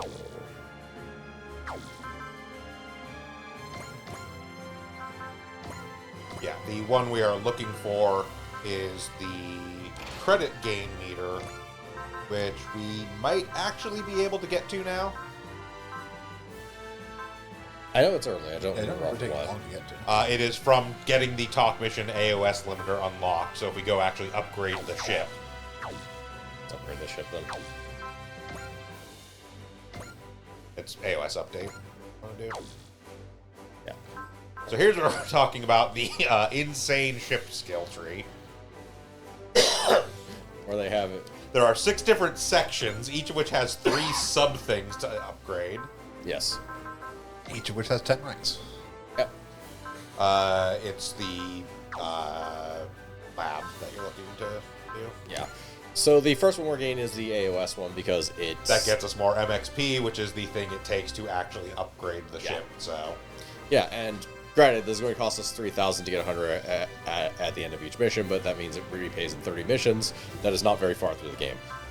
The other thing is that upgrades in the AOS research are required for higher level upgrades in literally every tree. yes, everything is normally capped at 5 until you actually get The level various- above yeah. are locked behind Yeah. AOS research. Yeah, so... Yeah, Also, the MX gain rate or gain meter is like goes up. Yeah.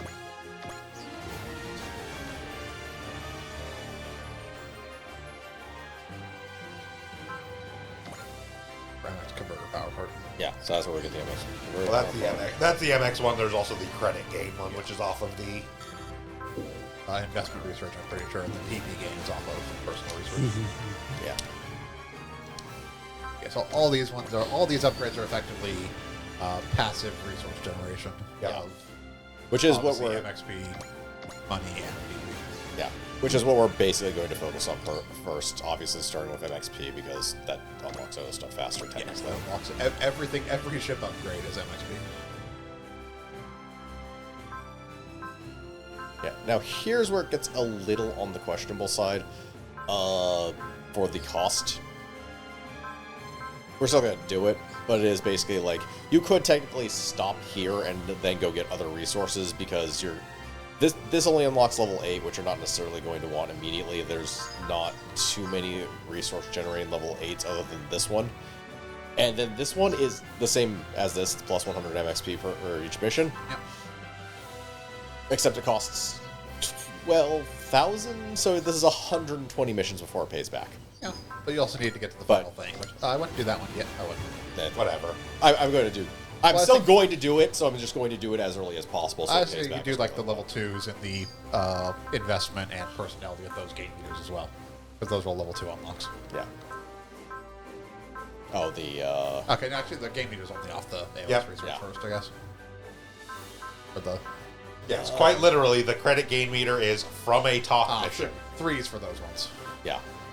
No, these are from destroying enemies. They're different. Yes, parts. they are not the gain meters. Okay. Yeah. I am looking at the list right now. It is from a talk mission, which I believe we have unlocked now.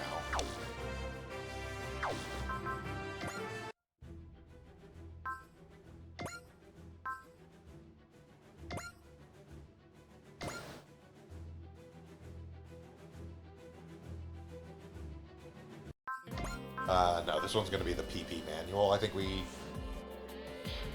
can look and see what the prereq is for AS Limiter Unlocked. I think it might be the full AOS chain. They recognize how powerful the convert movement into MXP is.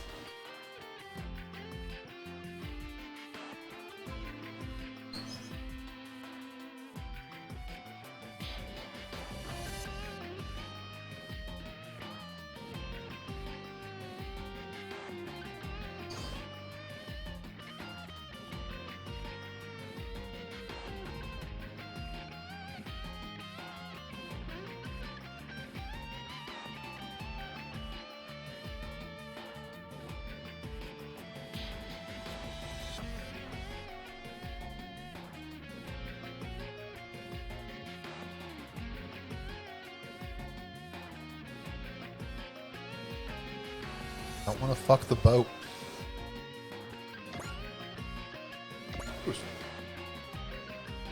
Yep.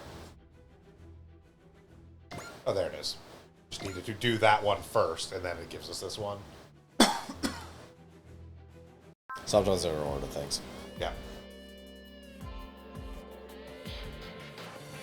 Yeah, I think this is from doing level 5. Yeah, it's from unlocking more levels. yeah, it's from whichever one first unlocks a level in the AOS progress. It's just we needed to do the onboard mission first that talked about you have used the AOS upgrade system.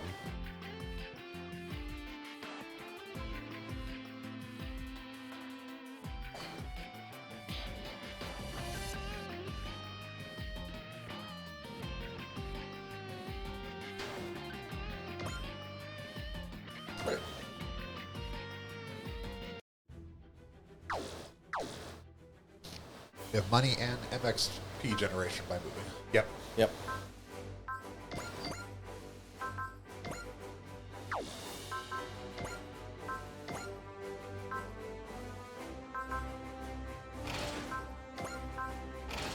Okay. And those will be there for at least one mission. I was about to say, if we do Majestic 7 or the Majestic Prince. Majestic Prince stuff, until we do that. Yeah. Yes. And we give it to Rose. Sure.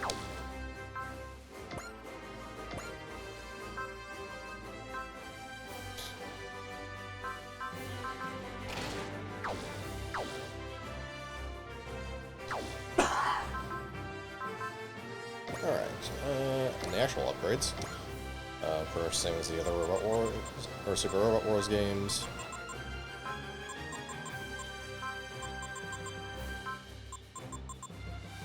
I think we can just straight up do these three, so. As you may notice, that took slightly more than like a fifth of what we actually have. We do not have enough to just max out a dozen suits right at the start. Yeah. But, yeah. Also, because I've already completed the game once, you can see these all already go to like 15. Yeah. They actually go to 20. Yeah, we have to get more expansions based on upgrades to the ship. Yeah, there's AOS upgrade that increase. Or That's right. That's what this one is tied to. Yeah. But yeah, and 0.5 in each of them gives the base The actual custom bonus, yeah. Yeah, the base custom bonus. Rather than the full custom is 10. 10 in each of them gives you the selectable.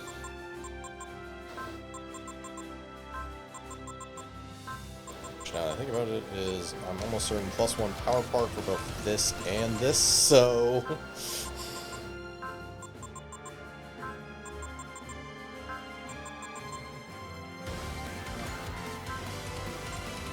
There's also a +1 power part for literally every single unit as an upgrade in the ship. Yes. Which is a thing of note. If you're paying attention, we were on the power part section earlier. There's 5 slots and everything in this game. Or potential 5 slots as opposed to potential 4 as in previous SRWs.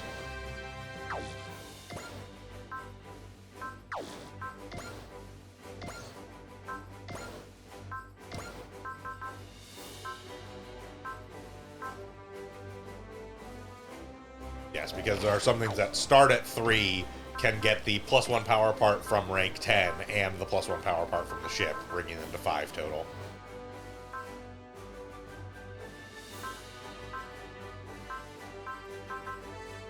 I mean, I may as well throw like the Prana Converter or Golden Legacy on. Or not Golden Legacy, Golden. I was thinking of a different one. There's one like Prana Converter for credits, but I don't think we have it yet. Yeah, we'll throw Prana just because I know how. In these early missions, I doubt our ability to get to 150 all that easily, but yeah, might as well be there. Okay. Or grab Hit and Run for a captain. CL programs. Okay, this is what we actually spend PP on.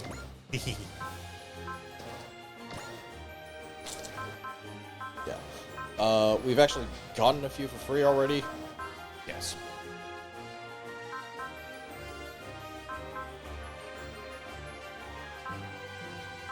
Proud Ace, as always, is way less expensive than it should be. It's way less important in this one. You get tons of points, so it's not Yeah, really but a still. waste or anything. And there's actually free grinding missions, so you can get anyone to ace you want. Yeah. That and people will come with an average amount of kills equal to, or an amount of kills equal to something around your average. So at a certain point, yeah, characters just start coming as Aces, full great aces and great aces. Well, yeah, Ange killed 14 people off screen. Alright. But yeah, the first thing we're gonna do is hit and run. Yeah, we do. Oh, did I just miss it? Oh, yeah, it's right there.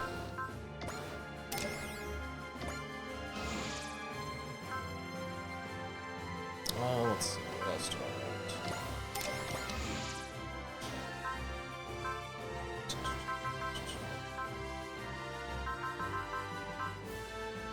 I would throw at least one of the morale pluses on him since he needs 110 to do the Leap Slasher. Just helps get there a little quicker. Yeah. Fighter Spirit probably as well. Yeah. Like if we put 3 Fighter Spirits on him, he just starts being able to use Leap Slasher. Let's see, that would that costs nothing yet. Yes, it costs 100 per level. I'm gonna do this anyway at some point. Ooh, so I'm less sure on, because I'm less sure on How long we're actually going to use them. But like, Yeah. we're always going to have Mitsuba, we're always going to have Edge. So Yep. a lot of the upgrades on them are pretty solid. Back to the information on the mechs real quick. Let me try and remember resource-wise. I think this one is the energy cost in that, the ammo cost in that. Yeah, I think the only limitation really you have is that. So It is worth noting another interesting thing you may have noticed there when we went into the mech list. Each mech is given a strength rating, and every mission in the game will have a recommended strength rating. You do gain access to some missions way before you should actually do them. A handful of the like relic style missions, at least like that, we get them fairly early on. Yeah. But it's like you have no real way of completing these with the It's units like you have. it's like suggested strength 350,000. Your entire team is like 120. Yeah, and it's like defeat these 5 enemies in 1 turn, like with 3 units. Who can't remotely kill one of these enemies if all 3 of them attacked it in 1 turn. Yeah. saving. Here's a giant screen for saving. Right. So You can overwrite those too if you want to. I don't actually care. Right, so let's get back to it. Does anyone have a preference? Not really. We got to do both of these anyways. So Alright, let's get on to Majestic Prince, so we can talk about Majestic Prince. Not really, but Majestic Prince gets us our earliest dedicated move person. So. Yeah. Then we can use these power parts that we have. Yes. I mean, this is going to give us like I mean, 5 characters. So. I mean, technically the other one gives us a bunch of characters too. It's just these the other one gives us like 3. Yeah, and these are better characters. Yes. They're hit or miss, but they're still better characters than the ones we get from. Are you disparaging the powerhouse that is the Shrike team? I think we also get Marbit, but Yes. pretty sure it's Marbit, Junko, and Connie. was that Connie. Okay, I was about to say, and another member of the String team. Connie, the one who lasted the longest. Yep. Also meet other crew members that I forgot existed. Yeah, that's Rockin' and Kana. They're there the whole time. I genuinely think they show up a grand total of 5 times across the entire game. That might even be overestimating it.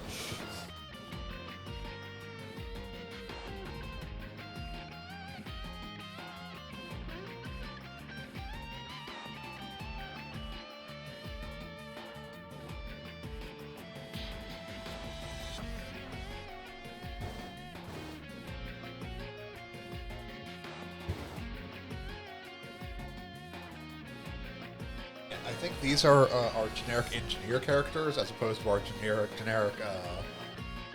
command deck characters. Yes. Yeah. Bridge crew. Bridge crew.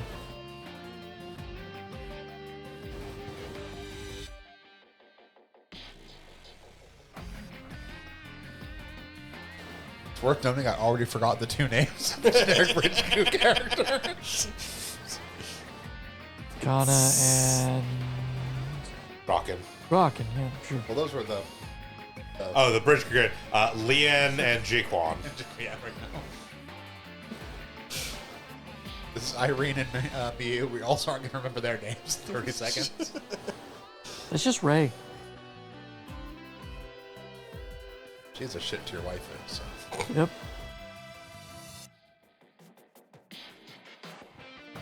I swear to God, they are recolors of other anime characters. Yeah, man. I mean, in a series which is, you know, about different mecha anime, not too surprising. I mean, just so we are clear, every single one of these characters is less significant overall than Leon, Jiquan, and Reynolds. At least those 3 have mechanical effects of some sort. Yep. Yes. And that Reynolds and Leon are sub-pilots and Jiquan is a supporter. None of these show up except in like a handful of cutscenes. Their job is to be talking heads. Although Miyu and Irene are responsible for a rather funny cutscene with Edge.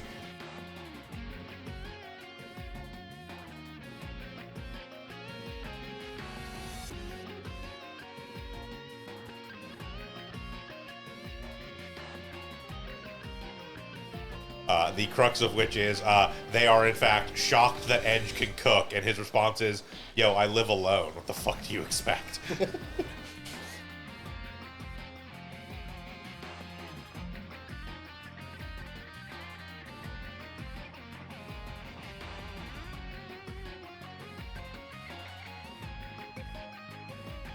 I kind of got lost in space.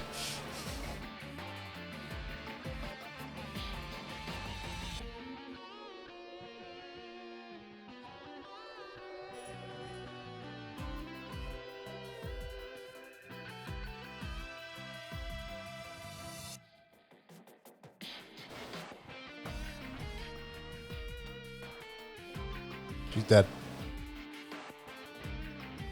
Uh-oh.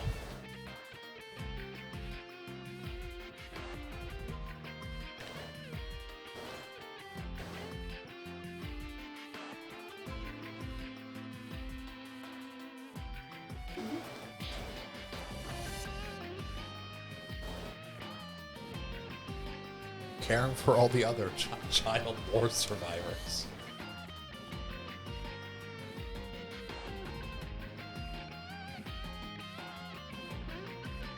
And a literal baby.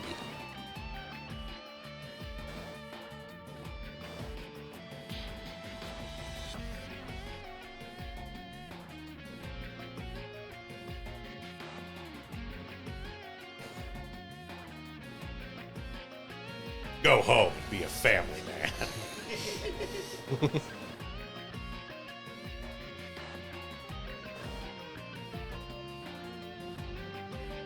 Why do I feel like Haru is at every moment 30 seconds from exploding?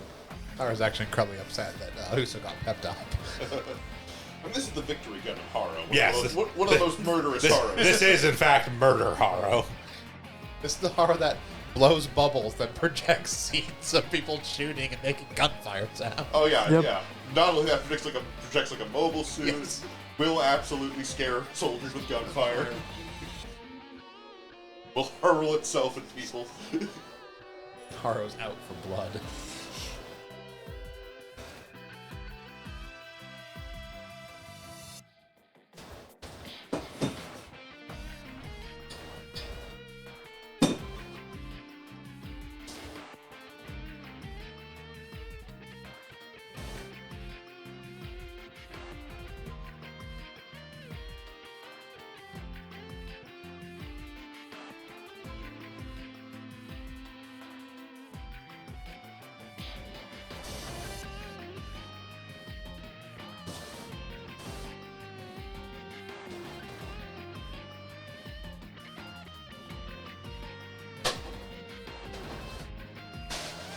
I don't know. He doesn't look like stereotypical small anime girl who eats thousands of pounds of food.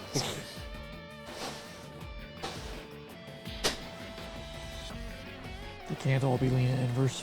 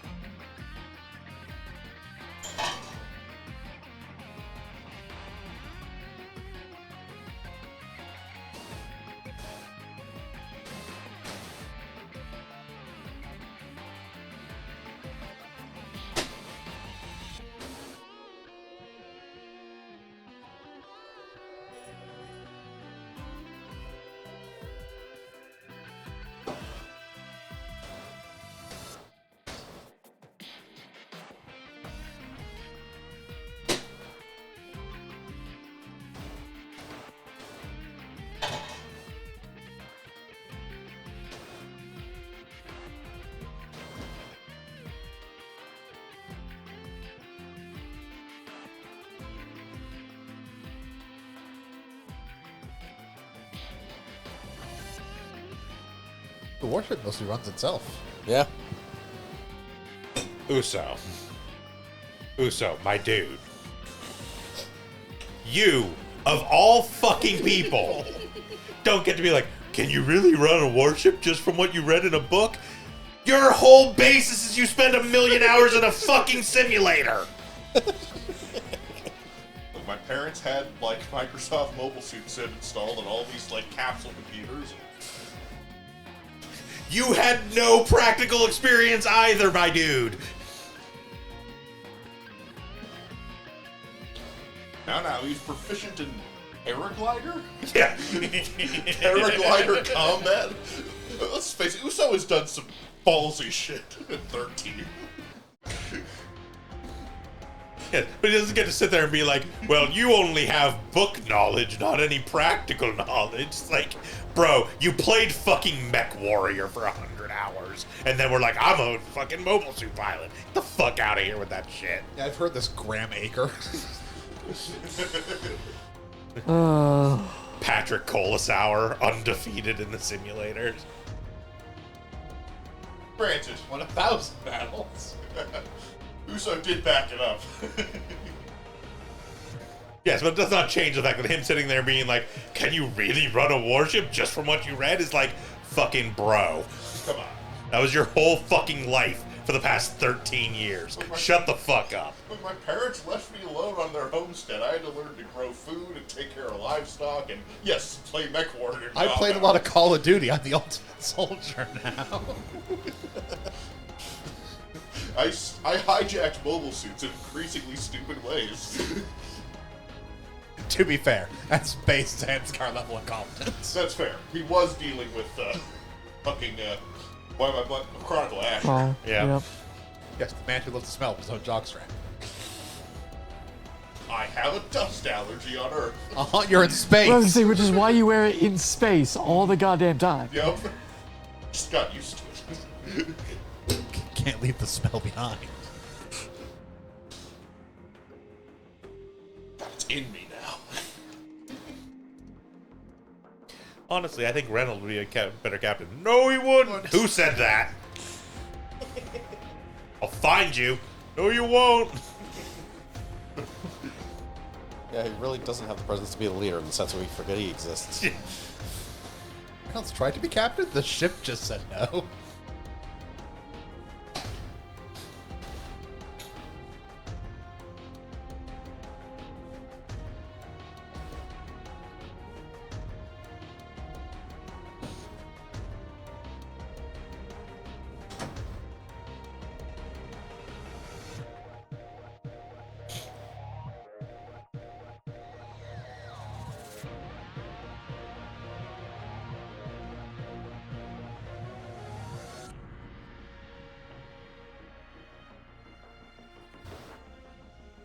About edgy Santa Claus. It's Santa Claus, but he has like a black outfit instead of a red outfit. No, it's just Goldberg from Santa's Sleigh.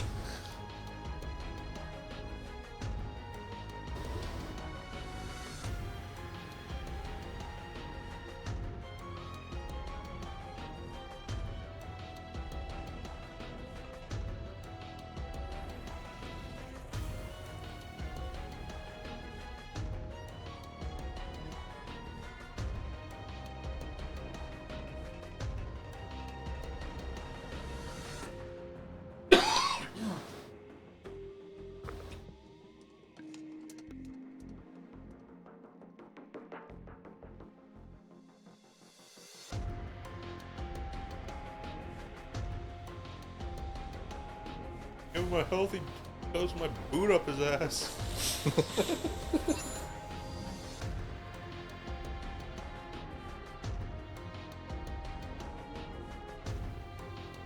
Commander Fikes, checking in to make sure that Reynolds has received his daily swirly. Commodore, but yeah.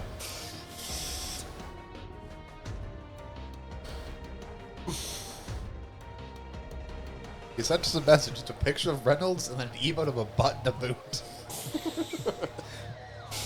May I see the butt? No.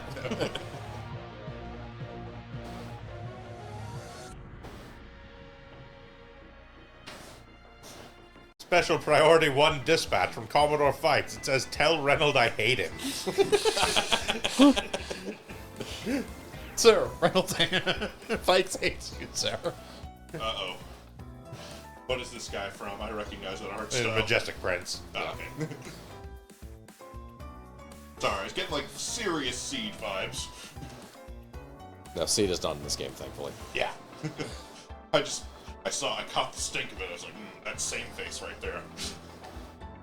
No, that's just an anime thing.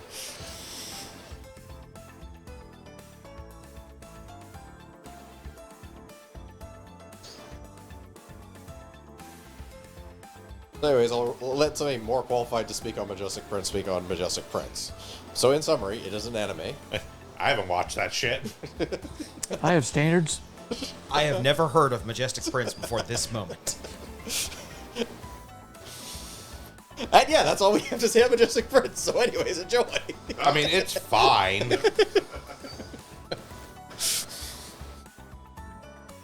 I like the theme we won't actually be able to hear when we actually use these characters. No, I did it. Yep, I knew it.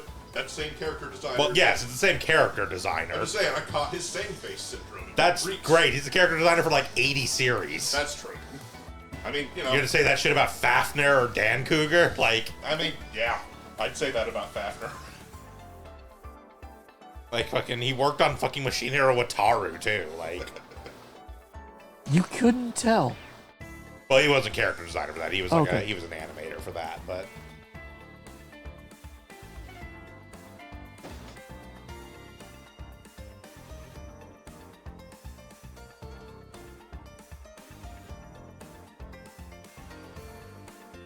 The hair is slightly more absurd in this series.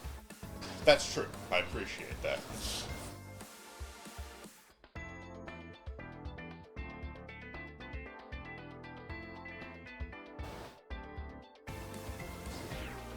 But yeah, he's a character designer for like Dragon Slayer, Fafnir,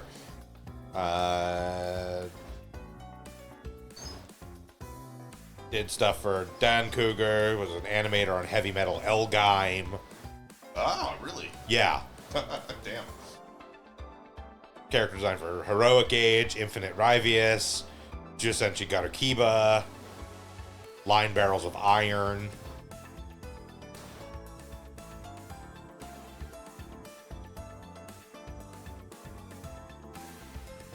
Key animation for F91. Yeah, we throw a lot of shade at Seed, rightfully so. The problem with But- Seed is not the character Yeah, design. yeah, I mean, I also don't like them, but that's taste. that's fair enough. And I will point out, same face is not exclusive to this guy in any capacity. No. I'm saying. I mean, honestly, the Seed design just get worse and worse over time to the point where with Freedom, they are now roughly 40% head by volume. Yeah, that. Yeah, Seed design somehow flanderized itself, which is kind of amazing. Look, man, the pilot helmets are egregious, is all I'm saying.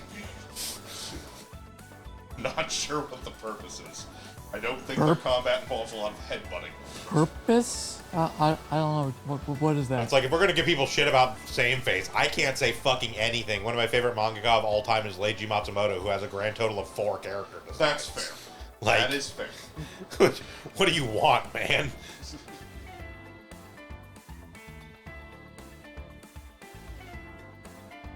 Like, again, the problem with Seed is not the character design. It's not the character design, it's not the mecha design, it's basically everything else about the series. It's not the OST. The OST's good.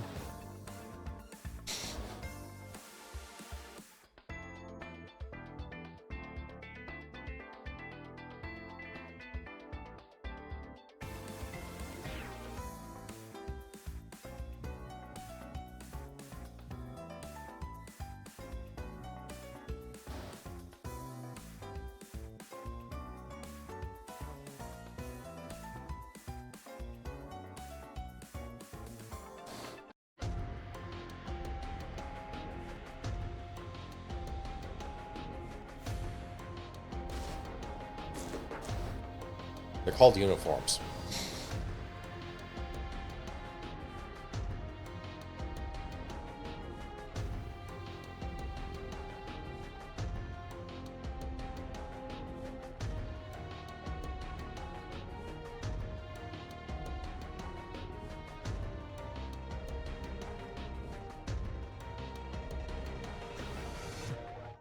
We ran out of qualified candidates, so you've been drafted. Hey, are you calling Catman unreliable there? Yes. I was going to say, you complain about being in uniforms, but they let you keep your incredibly non-regulation haircuts. Oh, trust me, the other GDF... Given what we see of the other GDF members, there is no regulation haircut. Fair No, enough. not in the least. They're well aware of the fact that they're in an anime, and the entire cast would revolt if they had to do that. Well, you see, they tried giving them regulation haircuts, but then they couldn't tell each other apart. Oh, goddammit. Fucking wait until the other Majestic Prince characters show up. We'll have to wait a while. They're not like the next mission or anything. Not that far, actually. I think they're in, like, the first set of optionals for the DLC stuff.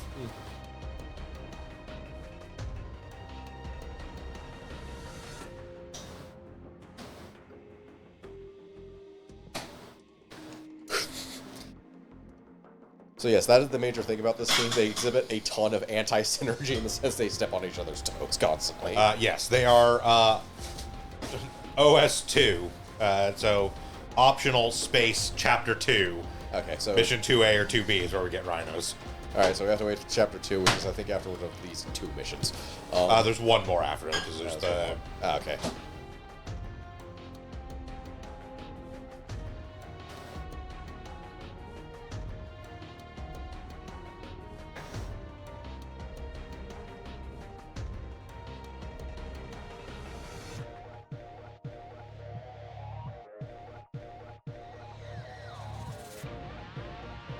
Yeah, because there's the split missions and then the everyone together mission, and then that wraps up chapter 1.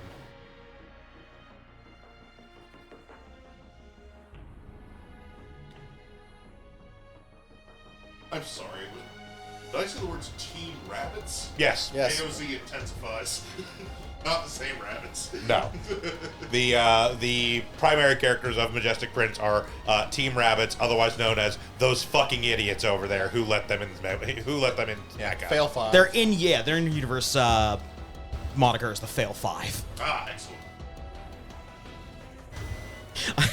AKA, I hope the treasure at the end of this dungeon isn't friendship. I hate all of you.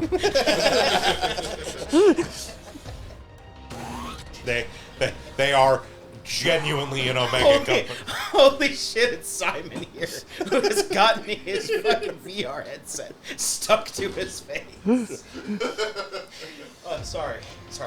Yeah, Team Rabbits are genuinely an Omega company. Nobody is happy that they've actually had to activate Team Rabbits.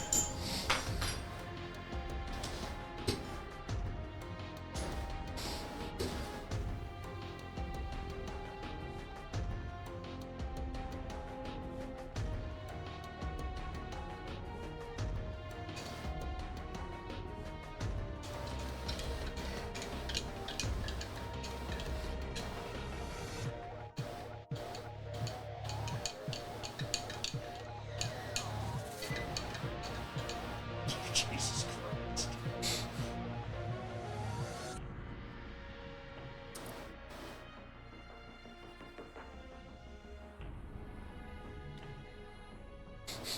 Also, we designed 5 prototypes for you because we thought it would be funny. Yeah, the boys in R&D were bored. None of these have met expectations, so we're giving them to you.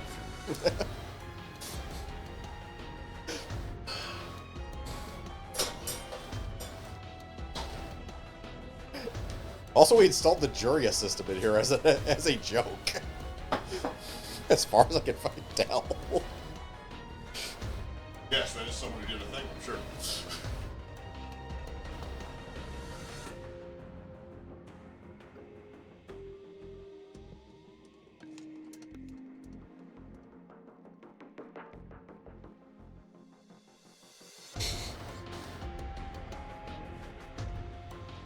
Hey, you signed the terms and conditions.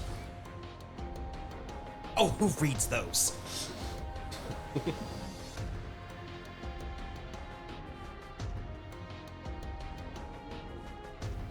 In case anyone was curious, advanced high standard multi-purpose battle device. Got it. I'd say you're making that up, but no. I was going with Awesome Hella Super Mario Brothers.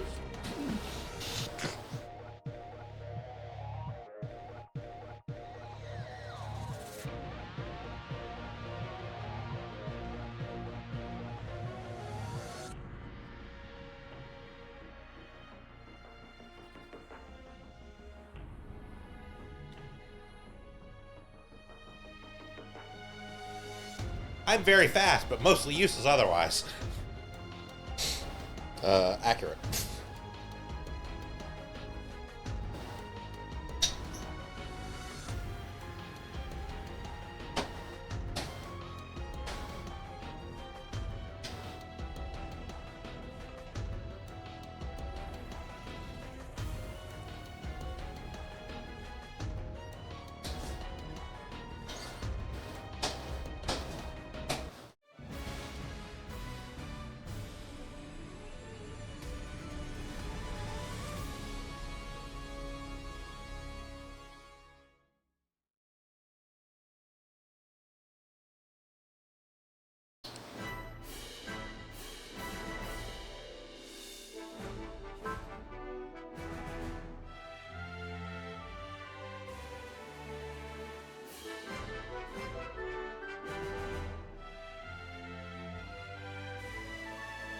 Because that is one advantage of the space rock. We do immediately get 2 more ships.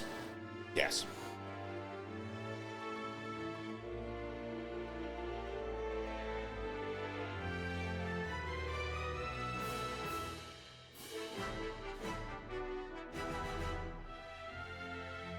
Alright, so whoever has the anime theme song for Majestic Prince queued up, just play it here. No one?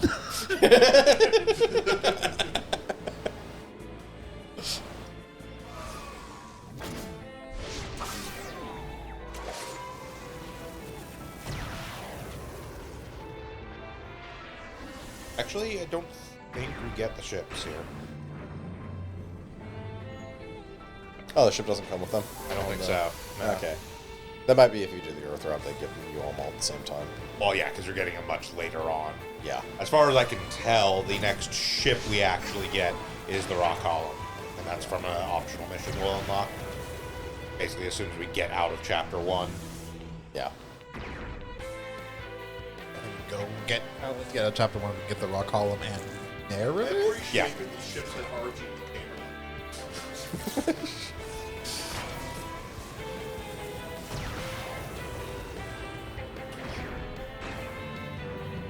Yeah, their technology definitely likes glowy parts. You have to have color-coded units and things. You can make it easy to tell who's who. Like Power Rangers, but robots. That I kind of get as just a serious concession. I mean, like, even more serious series aren't exactly immune to that when it comes to robots.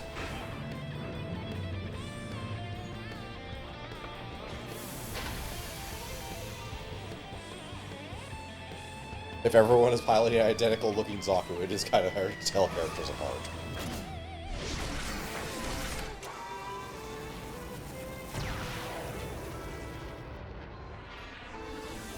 But none of these characters units are the same. Oh, no. There are actually...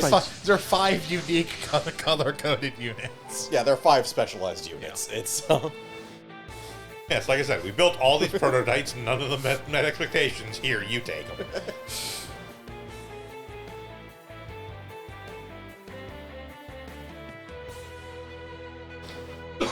Yes, let's start with Blue 1. You're to get in front and take hits. Try to do something useful.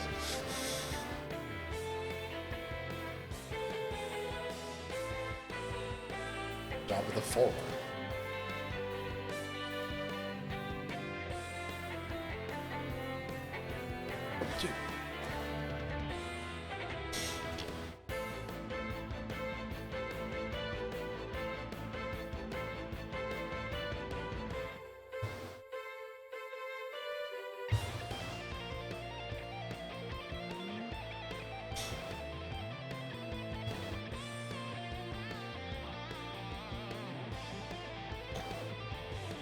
It's your job to remind me you have a passive ability that I keep forgetting to use. Go fast. You're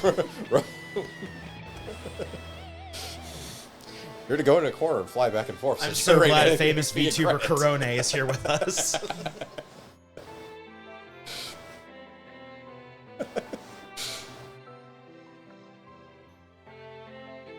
We have assigned role, run around like an idiot. Good, that'll fit our usual SRW strategy. And Gold 4, you're a sniper, but bad at it. Not wrong.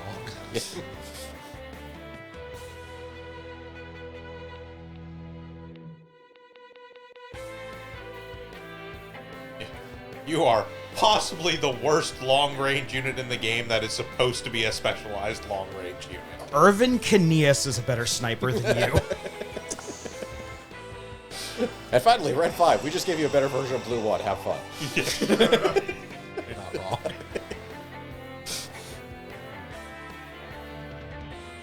Of these 5, there are precisely 2 units I used. Look, in Irvine's defense, he's in FF8. He was already working against him. Red 5, your literally everything will be rapidly replaced as soon as the Sakura Wars DLC kicks in. Including your character design and motivation. This does feel like $1 bargain bin Sakura Wars. Izuru is extremely the unlikely leader of the crew that nobody really respects and fights with 2 swords. Yes. Yeah. He has guns. He literally is just fucking Ogami we ordered on Wish.com.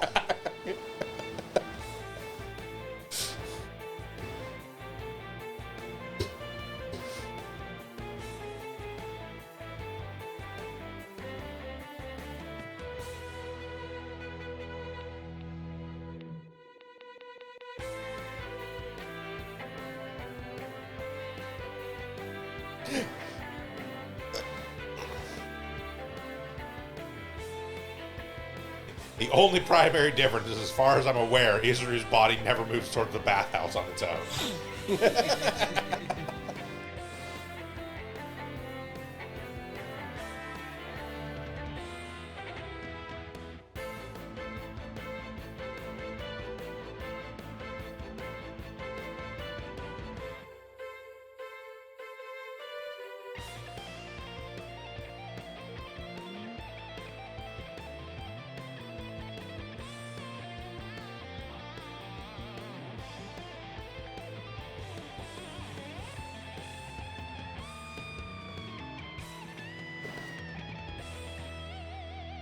And I say very rapidly replaced, by which I mean literally we have to do one key mission in Chapter 2, and then we unlock the Sakura Wars DLC.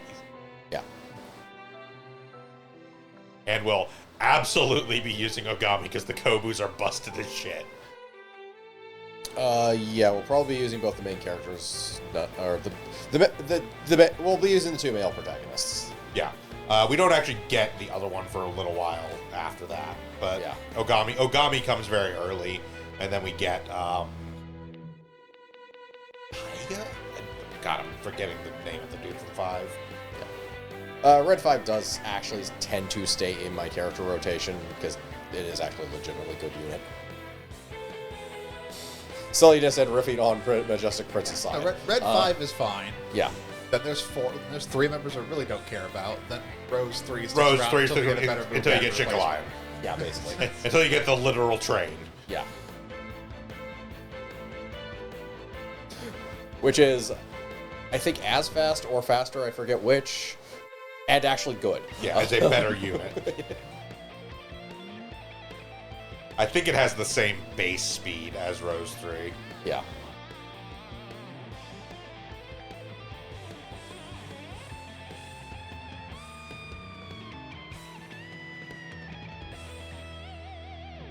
Sure, cutting edge. Yeah, Taiga isn't until, like, Chapter 4 that we'll get access to that DLC set, so it's a ways out for the Fujiyama star.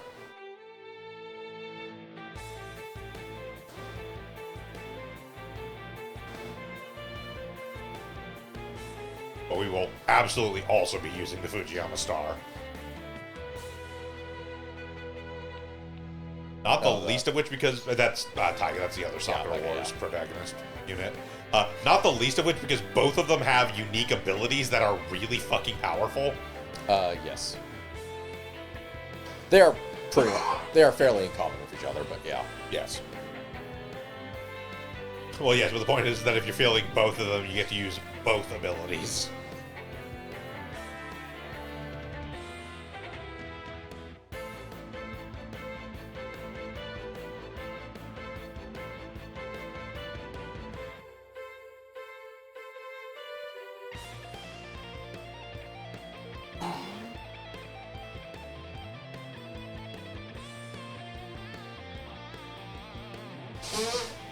We're not quite done updating the ship, so we're just going to leave you drifting in space. See ya.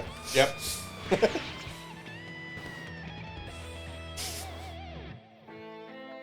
That's about what it amounts to.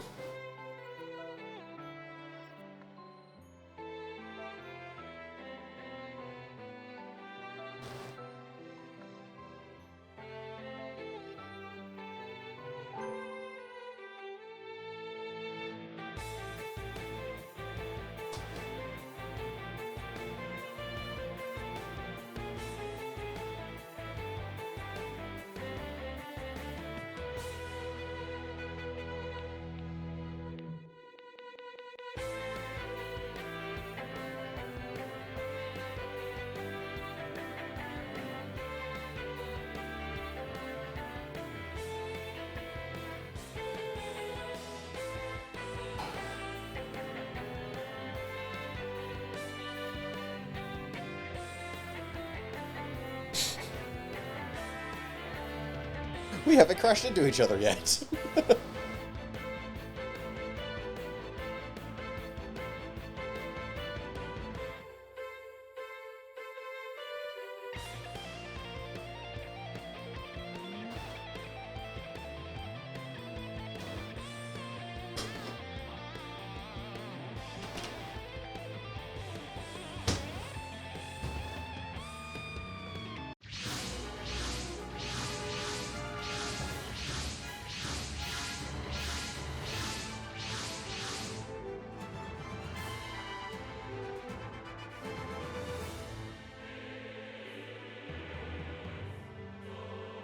Yeah, we don't get the Godinian and space route until basically the same time we would get it on the Earth route. Okay. Tail into Chapter 3.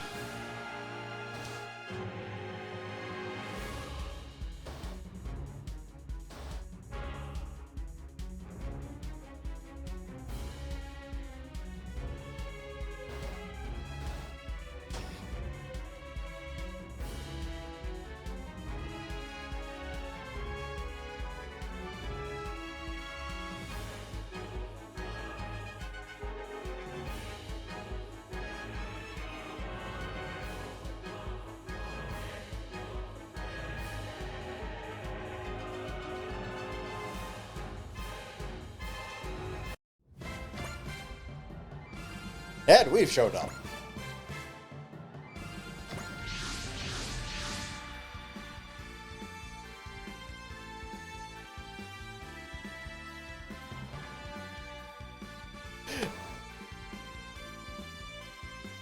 Also, that pop-up ensuring the controller did not turn off twice during these cutscenes, only once.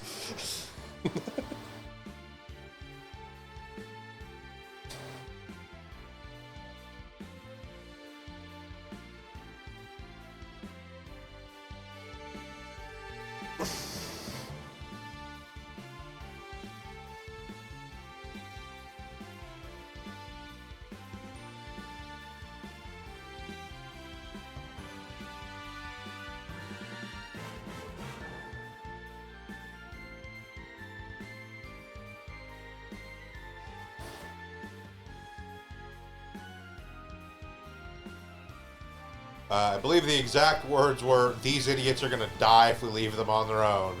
Not that I'd care, but there's paperwork. Please help."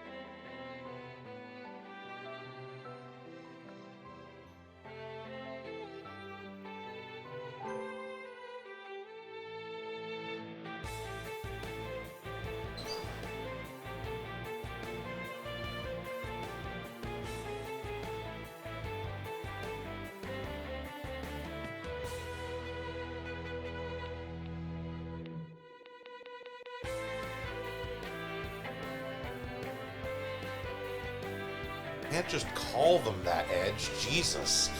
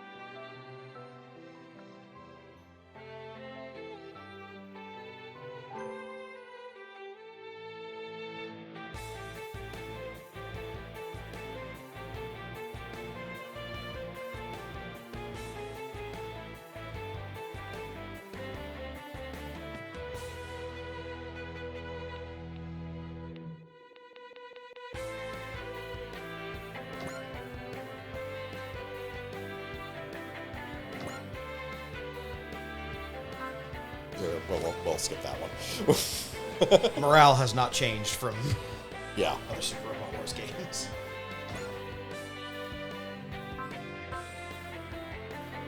Now, pretty much still exactly the same. Gain morale by beating shit up. And other people beating shit up. And certain things require you to be at certain morale points. That's about it. Yep. We will very quickly cheat around the entire morale system at some point, making it kind of Just because for virtually no actual cost, we can have literally everyone start at 120 morale. That's before we start getting into the ship upgrades, which makes this even sillier. Yes. Yeah.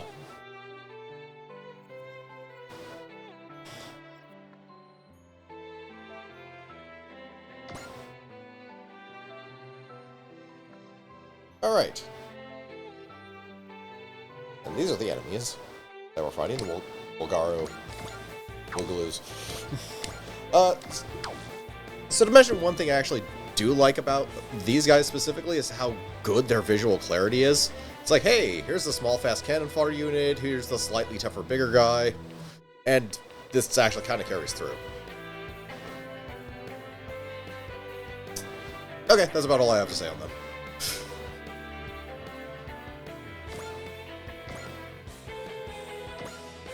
Yeah, they are, for the most part, utilized in this one as we need the generic, like, mindless trash units. Yep. But they do the job very well.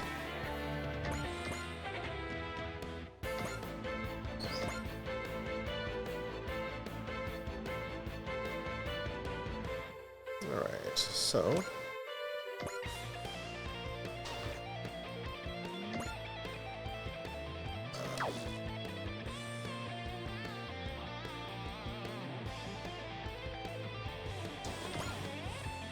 Four for, yeah, that's four for that. Churg. Power to Churg.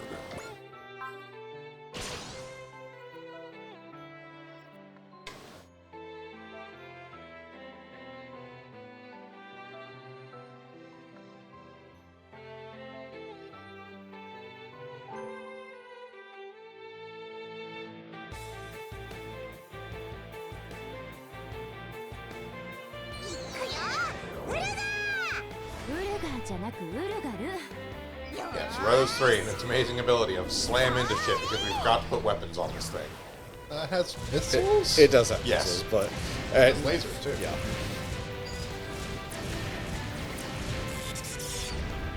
Charge is actually just rushing through and find lasers. Yes. And then hit it. And then hit it. Hate it with fan service.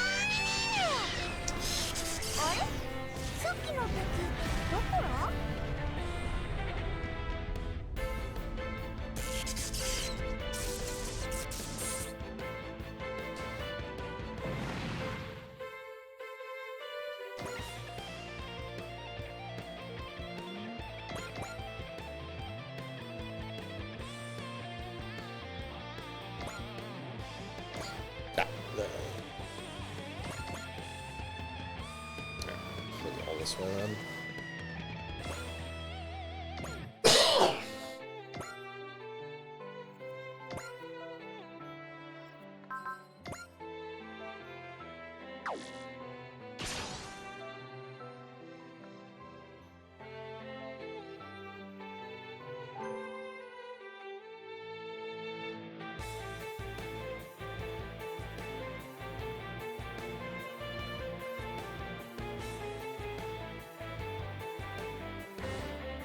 お前たちと戦うことが俺の任務だ。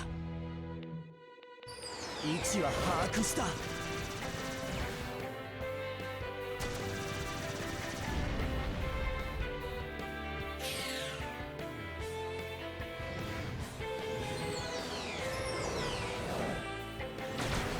ルガル、その程度か。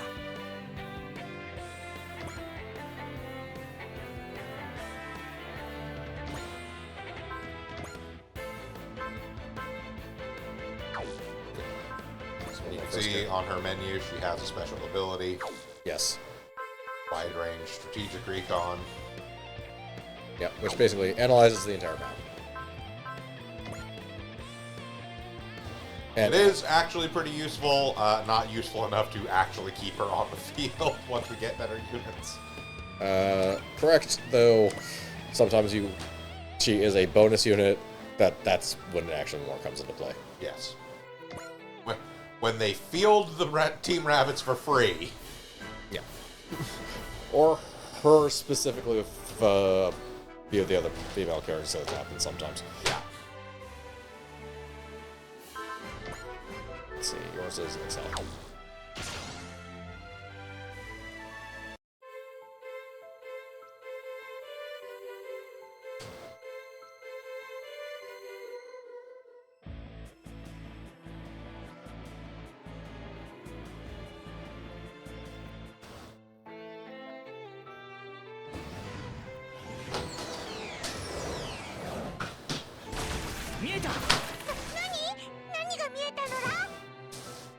Urgal と戦うために訓練してきたんだ。これで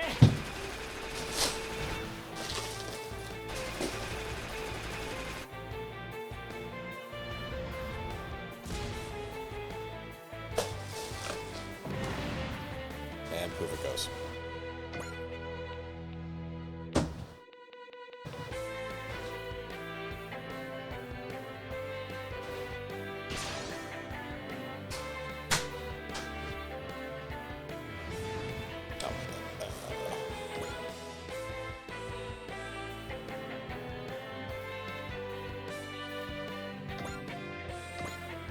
I don't think we saw the gun. No, we saw the shoulder cannon.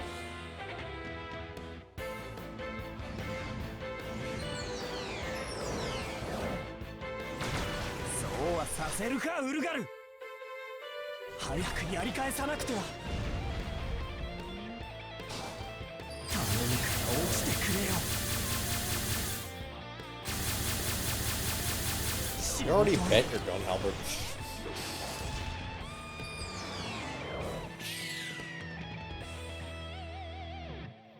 Just got this thing. It's fine. The middle of the gun halberd's all ribbed like a bendy straw. It's a big pool.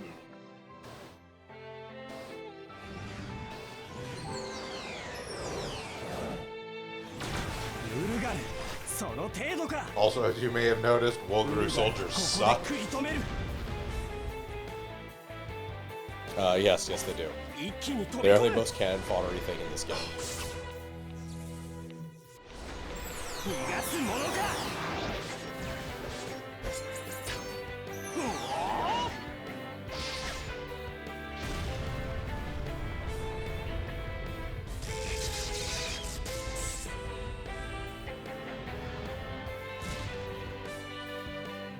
Oof.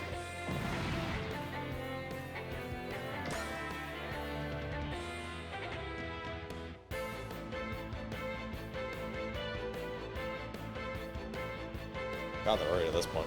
Alright.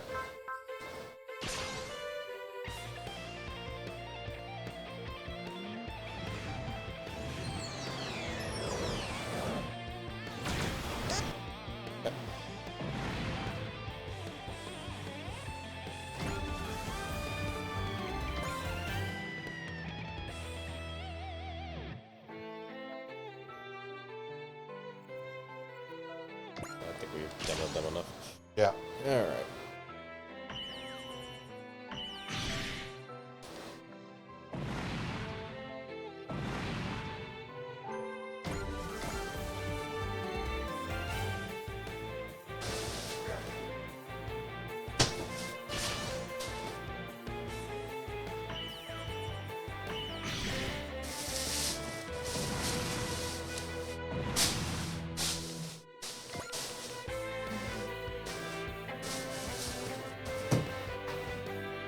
Stay over there. Okay. Now that I can bring this up, I should probably go over the fact that they have a sub-morale mechanic called Harmonic Level that they all share. Leave that...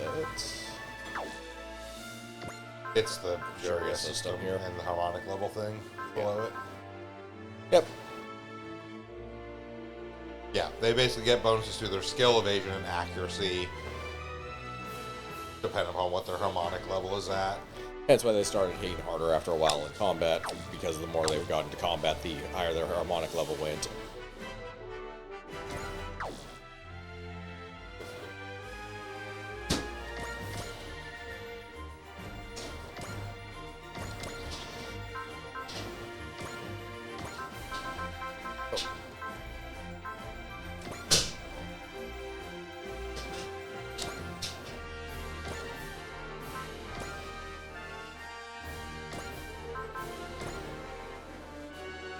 We got Attune for C. That's it. Okay. Oops, yeah. Yep.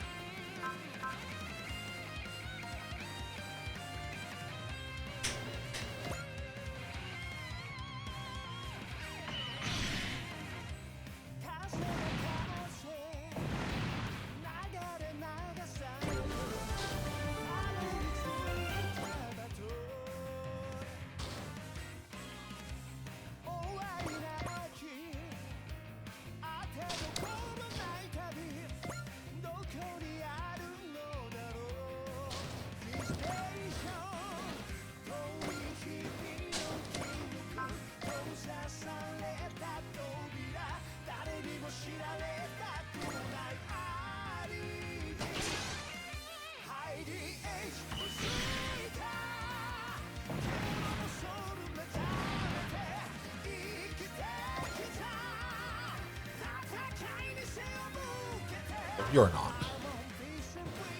I mean, it's the thought that counts. You're on the battlefield. You're participating. Catboy is here for moral support. Immoral support. Immoral support would be more accurate.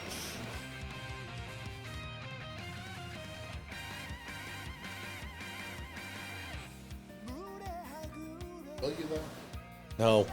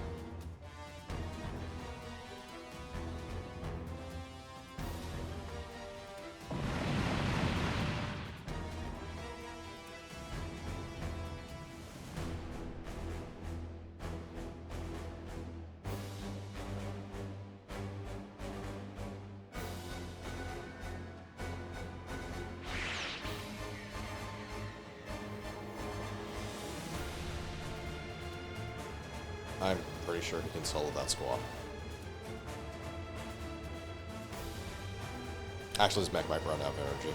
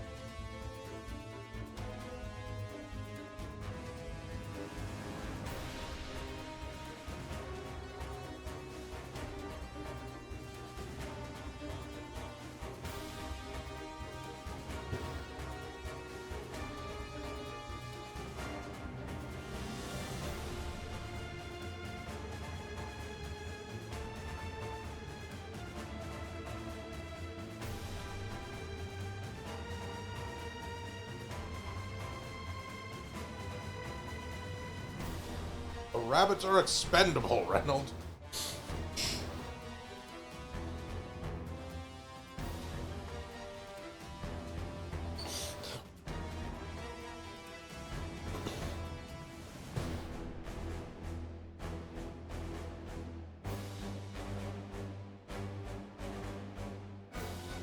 Fish cup 8. Fish cup 8. There's only 6 of them.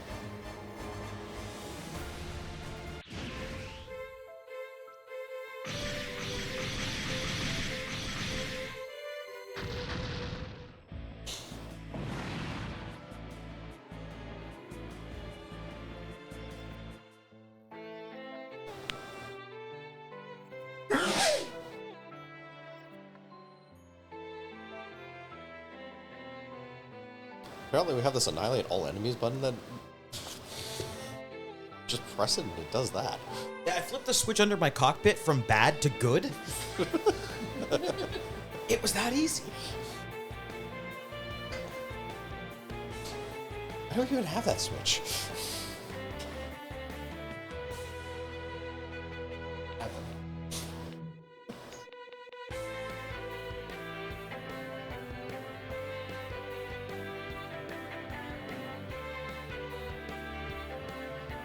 Alright, everyone get back into position before the cutscene.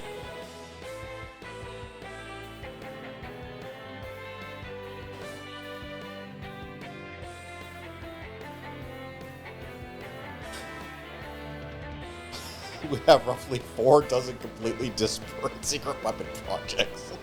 No, that sounds about right.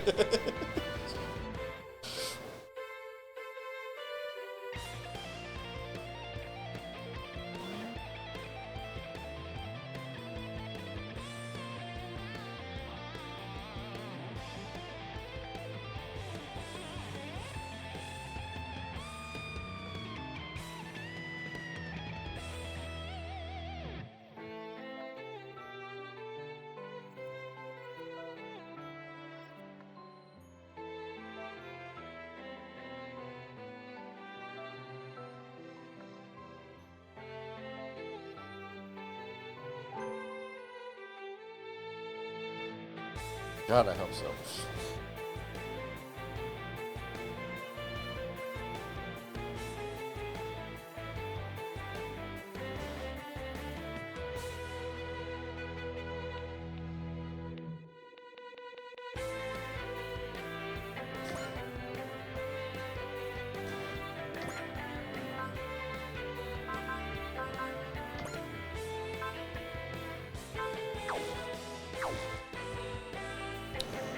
Able to... yeah, probably.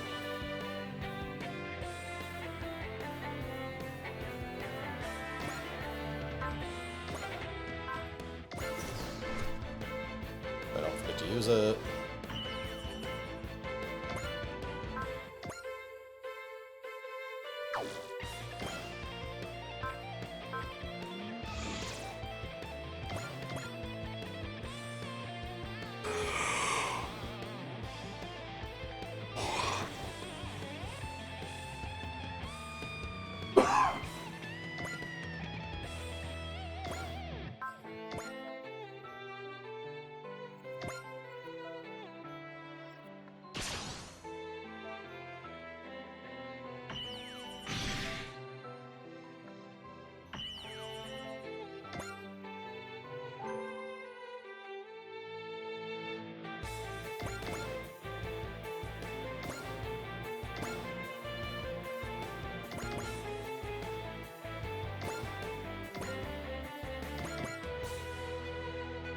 I don't know, like here or something. Okay.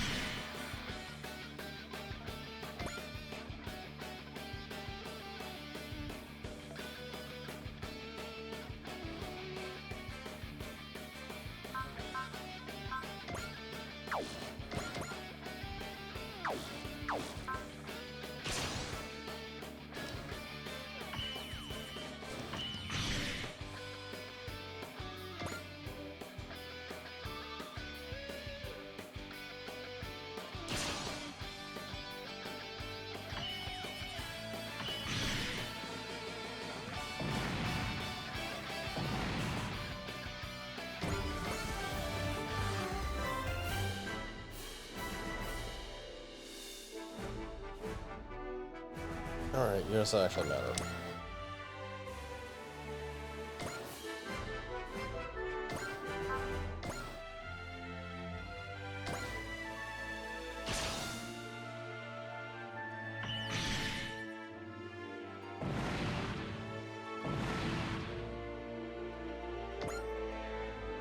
Actually...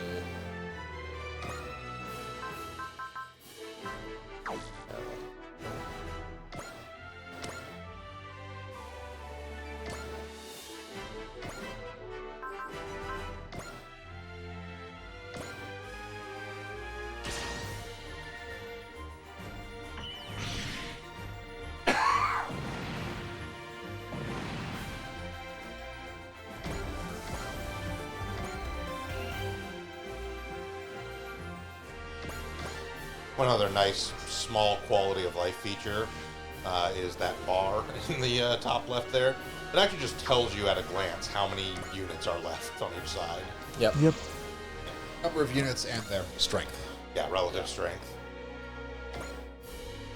It's just a nice thing as opposed to previous ones where we'd have to be like, okay, what's actually left? Like, go like look up the unit list and like do that. Now you can just be like, oh, I'm just looking for like one dude.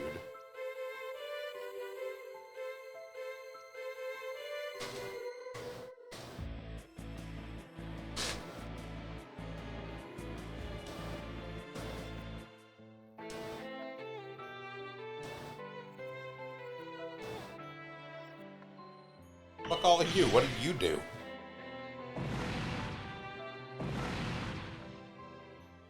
Tamaki at least killed like 2 or 3 units. Gold didn't fire a single fucking shot this whole combat. It's because he's fucking useless. He was moving into position to snipe, which unfortunately doesn't work very well, and everyone just kills things in front of him. If I remember correctly, he doesn't even start with like snipe, so he can't even move and shoot. I think he has a move and shoot weapon. He absolutely has snipe. I believe he actually has hidden run as a built-in skill as well, at the very least. So, but like, I think his like quote unquote sniper gun is like a 4 or 5 range, so it's almost nothing.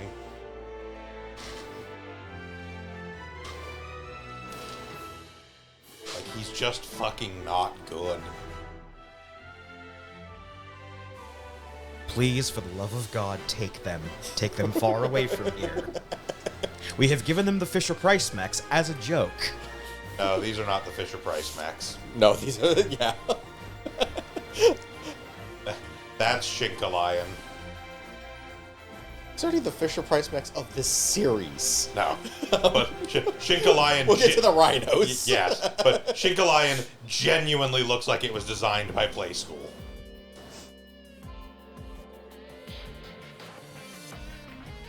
Well, this ship is called the Three-Piece Suit. That's the angry face of damnation in the back.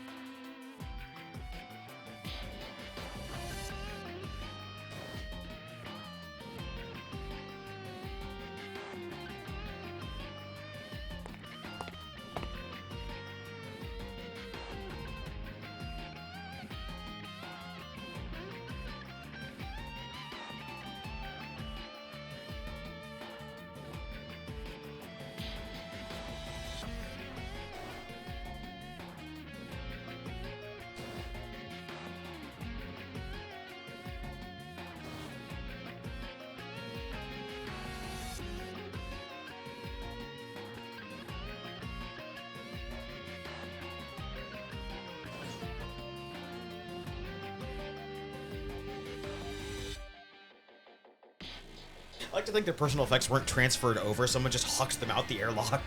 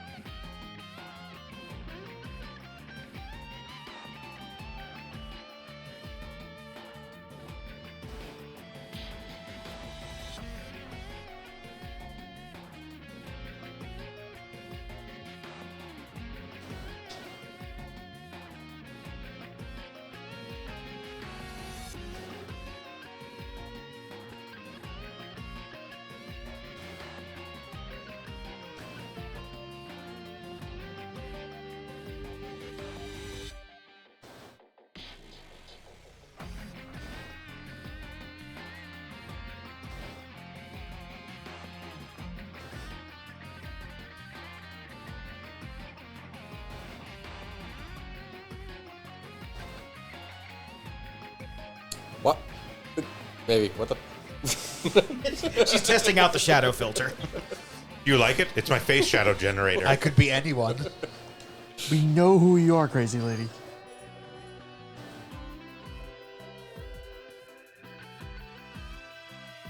Sorry, the lights went out in that section of the hangar.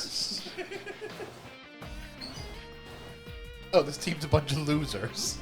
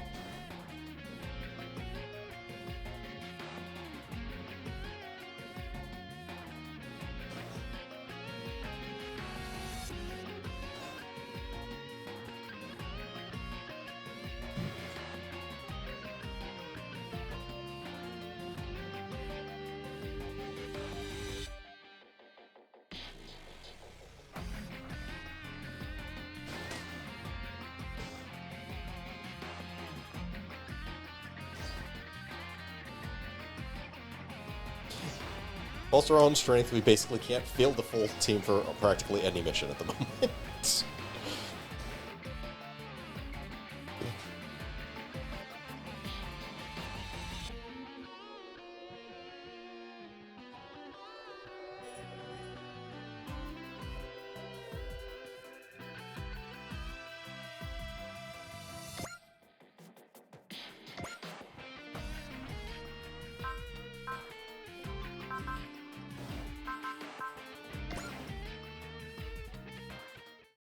All right.